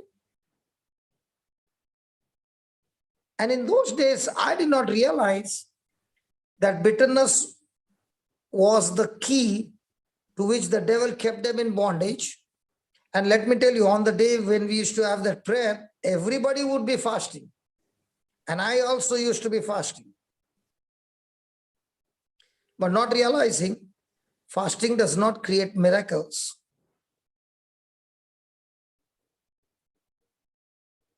Fasting helps me to get rid of my own unbelief. Yeah. So it was only when I began to realize after many years that I was believing in the spirit realm, not relying on my emotions and feelings and senses, whereas they were praying, I can say 20 times more than I was praying. But at the same time, they were extremely sensitive to emotional things, whereas I was extremely hardened towards emotional things. Say that, Papa. They were extremely sensitive to emotional things, and I was hard-hearted towards emotional things. And at that time, I did not know. And I was thinking I was somebody special and God would give special gifts to special people. And believe me, that was my thinking, because I was just 1 or 2 months old and I would be casting out demons. And these were really fasting and praying people, you see. And they could not get the headache healed. I'm not talking about that there were no miracles, please. What I'm saying is when a person was sick and they lay hands and at once the person gets healed, they would say, we will keep you in prayer, but they would not demonstrate. And what marveled them was, I would call the person out and I would demonstrate, like opening deaf ears. And the reason was that I would say, Lord, you said what you did, I will be able to do it also. So there were times when I was challenged by people and saying, you're twisting God's hand and making him do things. I'm not joking. Because in those days, I was really like a mad person. You know, if I have to speak, if I have to pray, I would say, hey, you, sickness, what you're looking here and there, look at me, I'm talking to you. Yeah. That's how if you see my early things, I used to talk like this. Hey, what you're looking here there? Come on, look here. I'm an authority over You'll here. make us also say like that only. Sorry? And you will make us also to say, and the person who's repeating would stop. Hey, the person won't repeat what you're saying. I was like that. Yeah. Now I've got polished, but in my early days, I was like, you know, a rough fighter. But in those days, I would see amazing things happening, and the person who has not heard any prayer like this would be saying, what is he talking? So in my life, I learned it in a very different way. And when I would teach, and those who would be willing to put it into practice would see results. So I remember in my early days, I used to be screaming, you devil, you come out. And then the Lord told me, showed me in the school, he said, there are so many teachers, and some of the teachers, they would even throw the chalk. And she would be banging the duster on the table, and we would make more noise. And there would be some teachers, when she would come to the class, her entry was enough to make everybody quiet. And when the principal would walk, he is still in the corridor, and somebody would see, and one word, principal is coming, everybody would be quiet. And that's when the Lord said, it's not screaming that shows you authority, it's believing that shows you authority. Amen. So the devil is like a bully boy who's making too much of noise, but he doesn't got teeth. They are all broken. They have all been uprooted by Jesus. He has disarmed him. And when he's making a noise, he's not making a noise with his own mouth, but he has put a mic which is amplifying. Actually speaking, is a mouse, but roaring like a lion with the mic, with his lies. Trying to make a person afraid. But actually speaking, a person who understands the spirit realm and the flesh realm, now the devil is actually afraid of you. And that is why you will see sometimes when we minister to some people who are afflicted, the person will show all the stunts and everything to give you some kind of fear. I remember one of them, can I share this? Yeah. I was in Bandra, okay? And there was a person who was afflicted. And when I went to pray, that spirit said, I know you. I said, good. Then he said, I was in Khandala. Father Jose had a retreat in Khandala. And there was this boy who was manifesting. And Father was preaching. And there were about 5 to 6 people trying to catch him. Because he had solid strength. And all that I was doing was holding only one hand. And I said, Lord, everybody is holding. No, I want to see the difference. I'm going to hold his hand with your hand.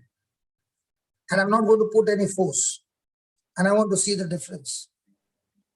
And when I put my hand on his hand, he began to scream. It's saying he's paining. I began to learn many things in my early days. I would make the different prayers and I would say, God, teach me now. And that's where that spirit left him. And this person is saying, you cast me out when I was in Khandala. And on that day I left. But today I'm not going out. And then that spirit said, from here you're going home to the Isar, isn't it? I'll meet you on the highway. In other words, I'll cause you an accident on the highway. And I said, what kind of a spirit are you? Don't you know who rules over me and who is in me? And listen, you're not supposed to talk to me. You are supposed to take orders from me. So now, get out in Jesus' name. And that confidence and all that lies he said, the person got delivered. Now I'm going back home on the bike. Do you think his words will not ring into my mind? It will. And every time he said, I started laughing and laughing and laughing. I would not have any conversation, but I would keep on laughing and laughing and laughing. And I kept laughing. And when you start laughing at the devil, it irritates him because he wants to give you a lie so that you can get into a shell.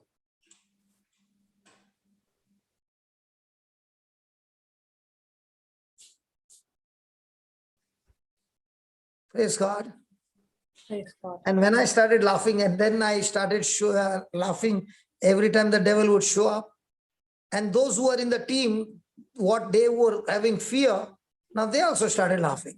And when we started laughing and everybody's laughing, the devil is getting more tortured because now his fear is not working.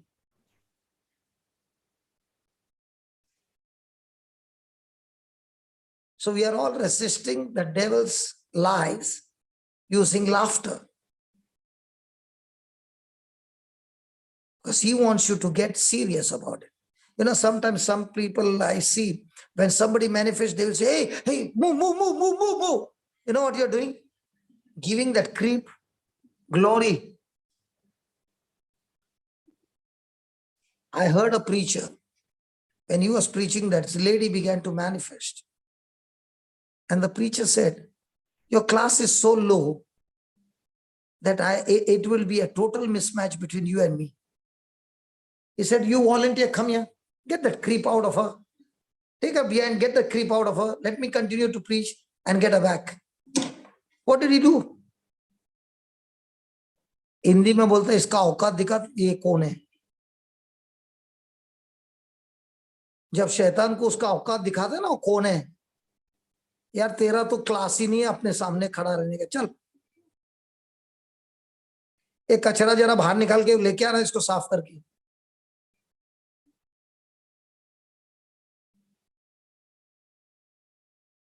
I heard that and I said, wow. From then on, अपने भी dialogue चालू किया यार, चलने लगा, क्योंकि विश्वास किया ना.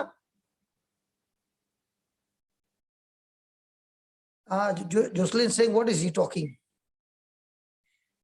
Jocelyn, you want the interpretation or the translation? Oh, what is that interpretation? I want the interpretation. The interpretation is,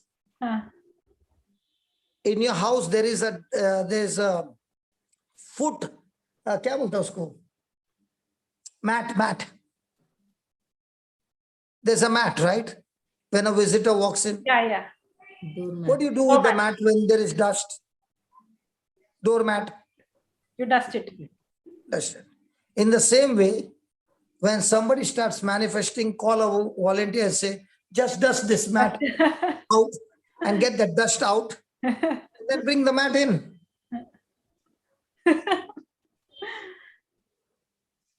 Yeah. So when you are flowing with the Spirit of God, by default, you resist the devil. What you said is very true, Papa.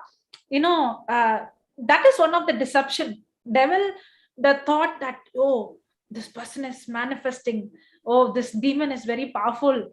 And many times, when a person is casting out demons, even I would have done that if I would have not understood the truth, if I would have not seen it from you. You become so serious and you raise your voice in the name of the, and we think the more we raise the voice, the more power. And actually, that's an indication to the devil how much fear I have, that I have to scream.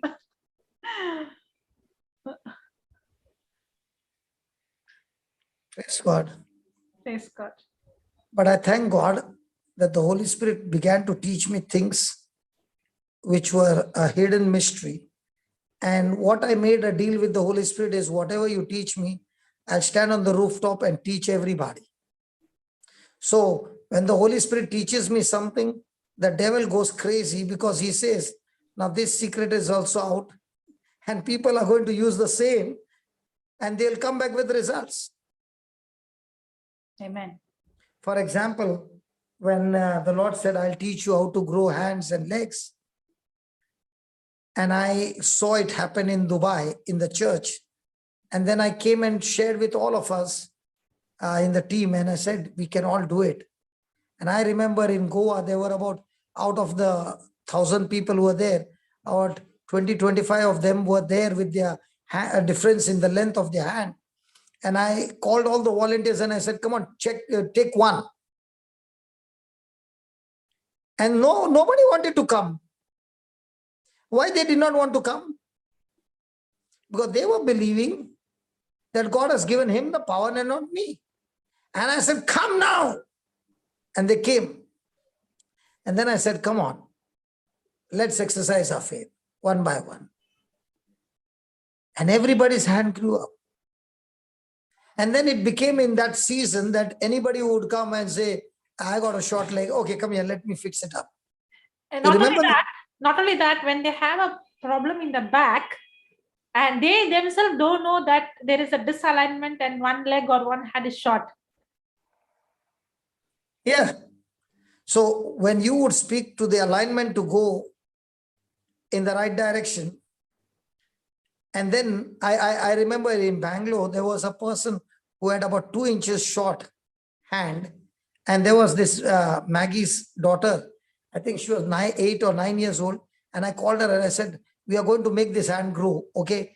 And I said, left hand come out. And that left hand came out and did not stop there.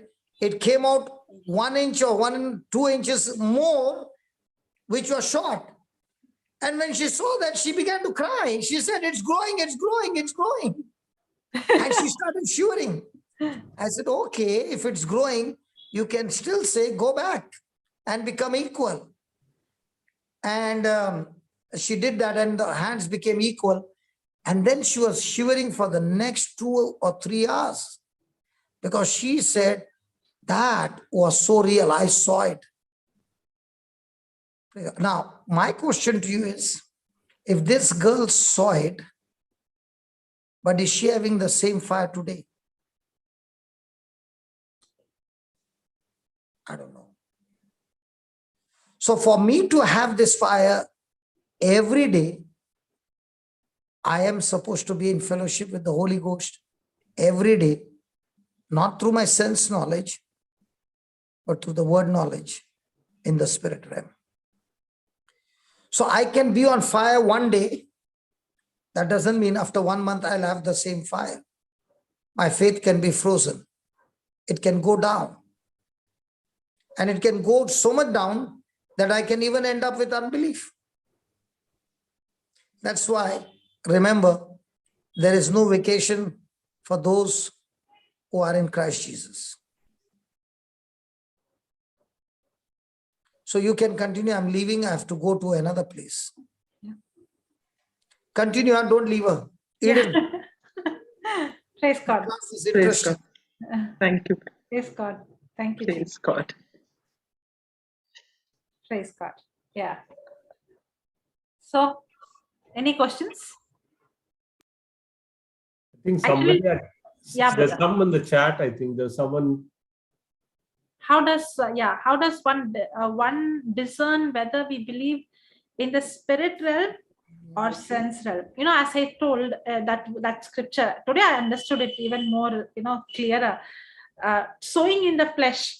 When you see that word flesh is actually the battle is, the battle is when I'm born again, I'm a new creature. I have the Spirit of God in me. And another side, I have my senses. Now, when God created us, actually the original design is God gave us our senses, our physical senses, our natural senses. But God did not want the senses to rule us. God did not want the senses to rule us. God wants us to have. Now, when the scripture says the just shall live by faith, not by sight, doesn't mean I have to close my eyes. I don't want eyes. No, I need my eyes. I need my senses. But I am supposed to have senses. Senses are not supposed to have me. I'm supposed to, I'm supposed to use my senses, but I'm not supposed to allow my senses to control my life. God did not create that. God, that's a curse. That's a result of curse. When sin entered in, when death entered in, that's when senses began to rule a person. Because when God designed man, God, nowadays when somebody would say, God spoke to me, people would say, God spoke to you? It is like something that is so amazing. How do you hear God? Because people, when we come and say, God told me, and people would ask, how do you hear God? It's very strange for people to, when somebody comes and says, God spoke to me. But actually, God designed us like that. The Bible says, God, He is a good shepherd, and His sheep hears His voice and follow Him. When a baby is born, do you teach a baby how to hear, or the baby has the ability to hear? In the same way, we all have the ability to hear. The problem is not, I used to pray like this in the beginning, Lord, speak to me, Lord, speak to me, Lord, speak to me. But then I realized my prayer is wrong. I'm not supposed to say, God, speak to me. Then I'm telling you're a liar, because the Bible says His sheep hears His voice. I'm hearing Him, but I am not discerning Him. I'm hearing Him, but I am so governed by my senses that I'm not able to discern that is He who's speaking to me. I'm not able to discern or see the difference between the voice of the stranger and the voice of the good shepherd. Now, when God designed us not to be governed by our senses, but to be governed by His Spirit. That's why we are spirit beings. We possess a soul, and we live in a physical body.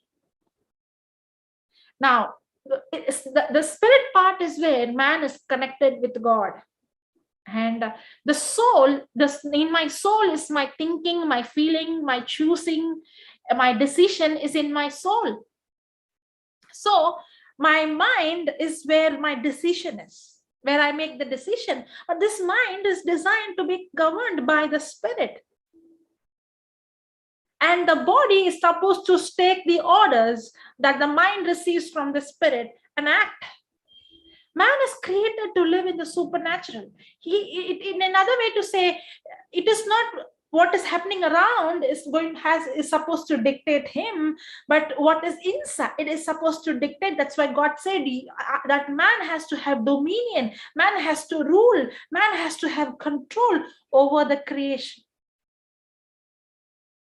He did not tell to control the other man, he told to control the creation, to have dominion. Now, when sin entered in, it became the opposite. Instead of he controlling, the outside began to control him through his senses. Correct? When the disciples were in the boat, when they saw the storm, it controlled them. They went into fear. But Jesus, the perfect representation of how man should be without sin, he did not allow the storm to control, but rather he controlled the storm. Now, when I learned about authority, one thing the Lord taught me is, usually when we learn about authority, we think about commanding the storm, commanding the spirit. You know what the Lord told me? If you allow your emotion to control you, and if you can't control your emotion, then you won't be able to control the situation. The real control, authority is not commanding the storm. The real authority is not allowing my emotions to control me. Me taking control over my emotion, that's when I will be able to take control over the situation. Now, as I said, God gave me, I want senses. I need senses. If there is no senses for touch, then if a person is going to put his hand on the fire, hand will be burnt. God has given me the senses, but God doesn't want that senses to dictate me. But God has given us another sense, that is faith sense. That He has given, God has given us the ability to connect to Him. God has given us the ability to hear His voice. God has given us the ability to walk with Him. Now, when I say walking in the flesh means where my thinking is governed by what I see, what I feel, what I hear, what I sense. But now I have to train my mind and renew my mind with the word of God and bring my thoughts into captivity to the obedience of Christ, so that now I don't allow my senses to rule over my thinking, but I allow the word of God to rule over my thinking. Now, when I allow the word of God to rule over my thinking, now even when somebody hurts me, maybe I feel hurt, but I don't allow that hurt to bring unforgiveness, but I take the scripture and tell my mind, God so loved me, He forgave me. With that love, the love of God is poured in my heart, Romans 5:5. With that love, I love this person. Now, I'm not allowing my feeling to dictate me and to walk in unforgiveness, but I'm allowing the word of God to change my thinking. Now, once my thinking is changed, the thinking changes that hurtful feeling into a good feeling. Now, that emotion is not ruling over me, but I'm allowing the word of God to rule my life. And that's how I'm designed to walk. That's why the scripture says, when a person sows in the flesh, he's going to reap what? Death. That's why when the scripture says, God is not mocked. What you sow is what you reap. It's not talking about what you did sin, what your father did, or no, it's not talking that. If you are going to be governed by your senses, then you will never see what God has for you manifest. But the moment, if I'm going to allow my emotions to rule over me, then I won't be able to take authority over the situation, but I will become a victim to what people have done to me. I will become a victim to what is happening around me. But when I begin to sow in the spirit, that's when I take dominion over my emotions and not allow my thinking to be governed by my senses, but rather I bring my senses to the obedience to the word of God. That's when I am able to take authority over the situation, over the demonic spirit. That's how Jesus had authority over the situation. And that's how we are designed. Praise God. I think that person got the answer.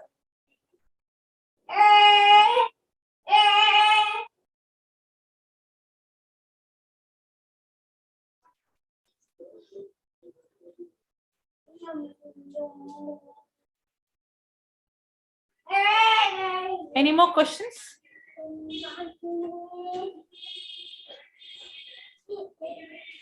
Brother Eden, any questions? Fine with this. So just checking with participants. If at all, Okay. any questions, please. Anything to add? Yes. Yeah. No, Sister Janet, she's answered. She says Yeah, thank you. yes, thank you. It's answered. Praise God. So anything to add?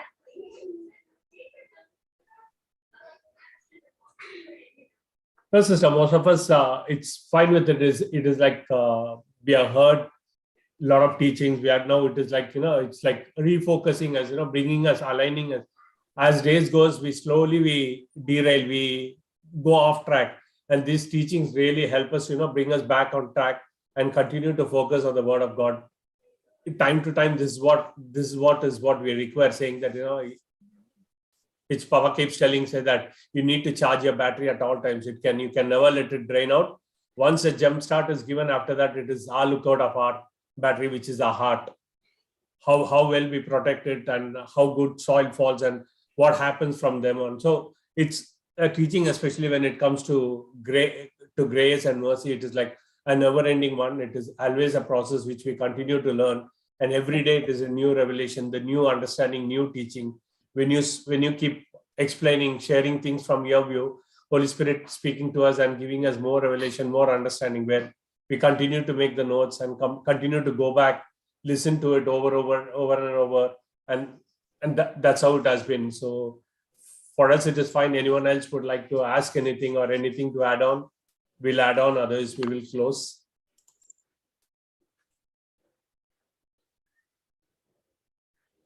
Praise God. Praise God. Praise God, sister. Thank you so much for this teaching. I mean, it was really, really amazing.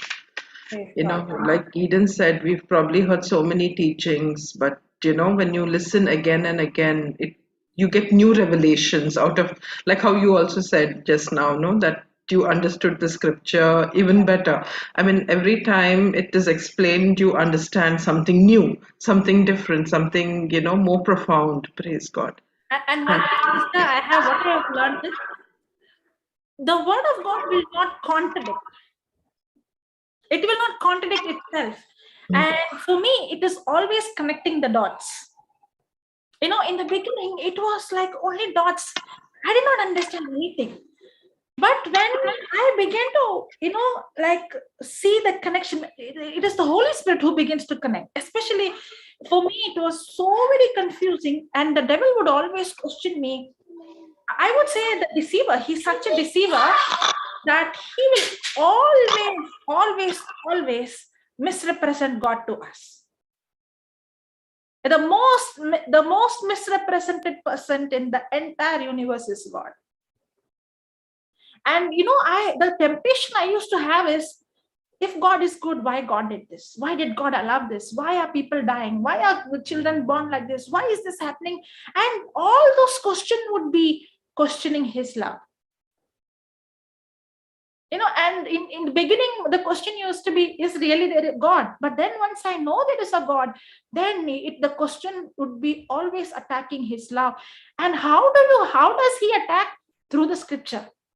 Even when I see Adam and Eve, he came and gave the scripture. Did God say? Even to Jesus, he came with the scripture. And I see he uses the scripture, but he interprets it in the wrong way. He takes it out of the context. And when the devil would, and I used to be so very confused. But then when I began to understand grace, it is my all-time favorite subject. I would always learn, study it and teach it, because if I would have not understood grace, I would have not been here today.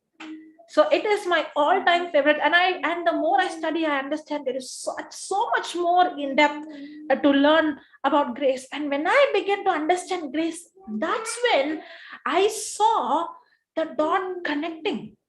That's when when I saw. And in the beginning, when the dot was connecting, that's when I saw, wow, I started to see, when we were small, we see, oh, this is a leg of some animal. Oh, this is a tail. You did not get the full picture. But that's how the scripture will never contradict.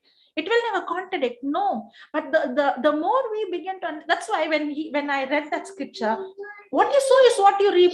I couldn't understand it. How is that? What I sow, I will reap.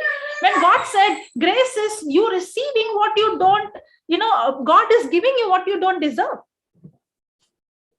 Then I started asking the Lord, am I going to receive what I deserve? Or I'm going to receive what I sow? I don't understand this.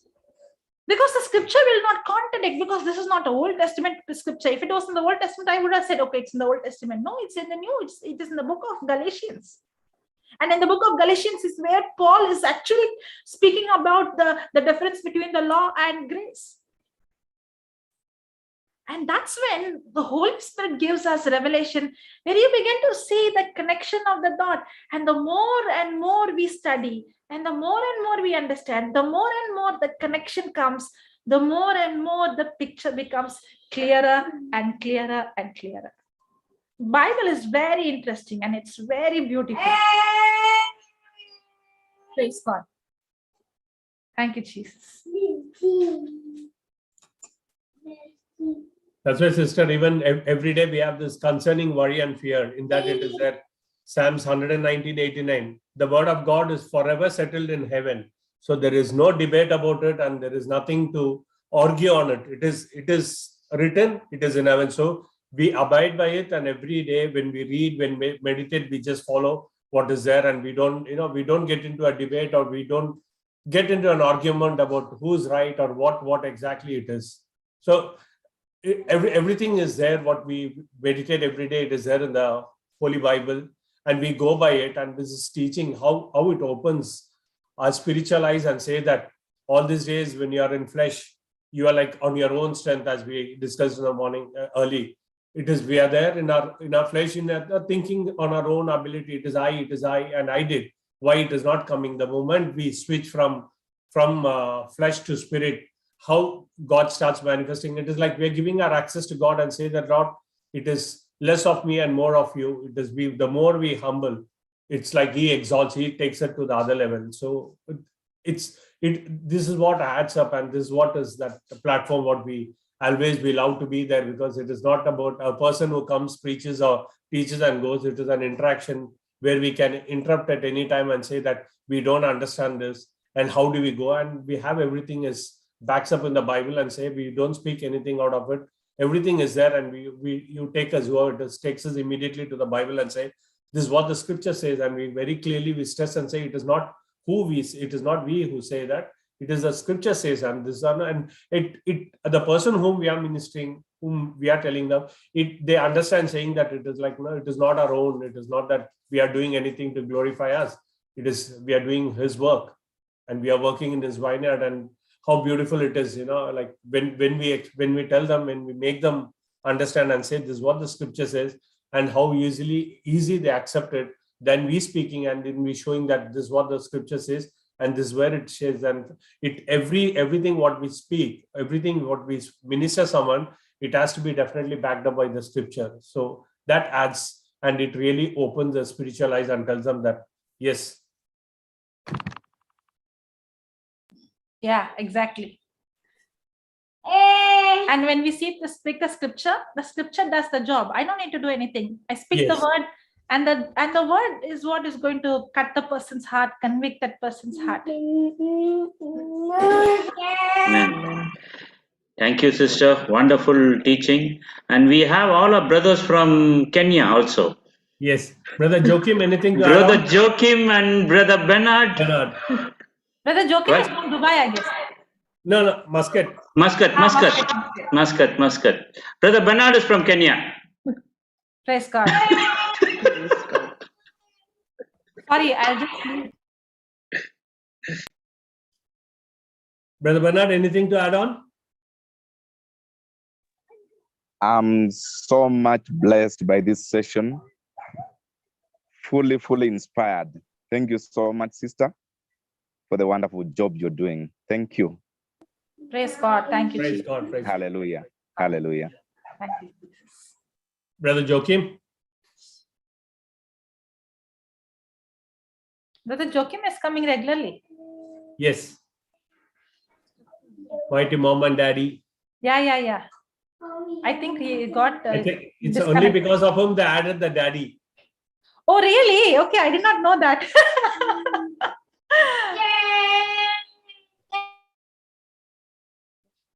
I think there's some problem with his internet. I think it's frozen.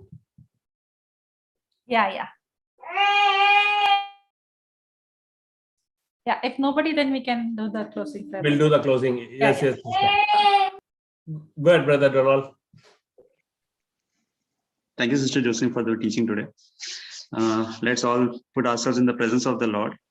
In the name of the Father, in the name of the Son and the Holy Spirit. Amen. Dear Lord, thank you for the wonderful teaching that we had today.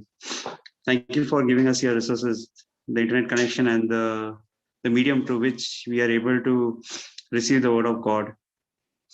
Thank you for the entire JCILM team, the volunteers and all who make it possible for each and every session to reach thousands of people across the globe via Zoom or YouTube or any other medium.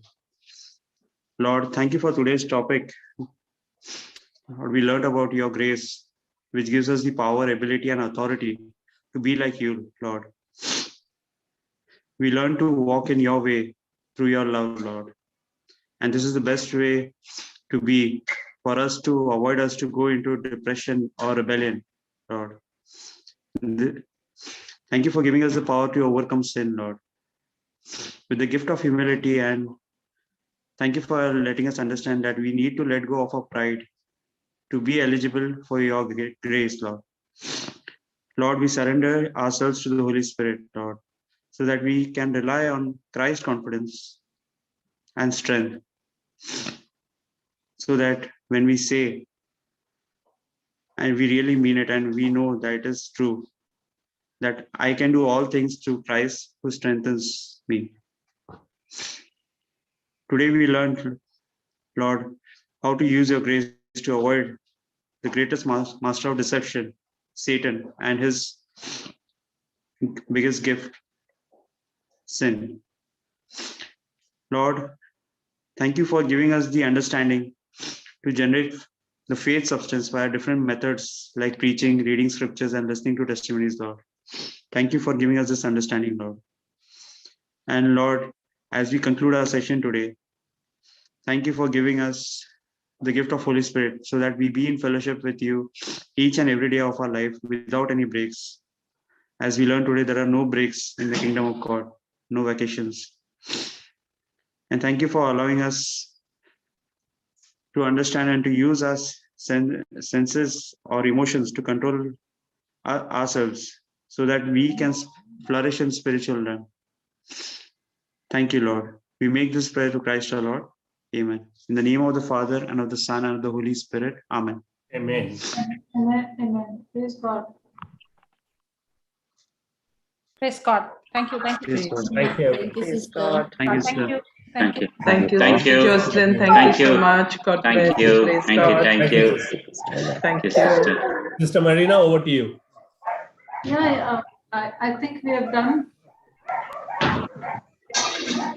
Shall I close the meeting? Anyone wants to say anything? You've already said that. Okay. Yeah.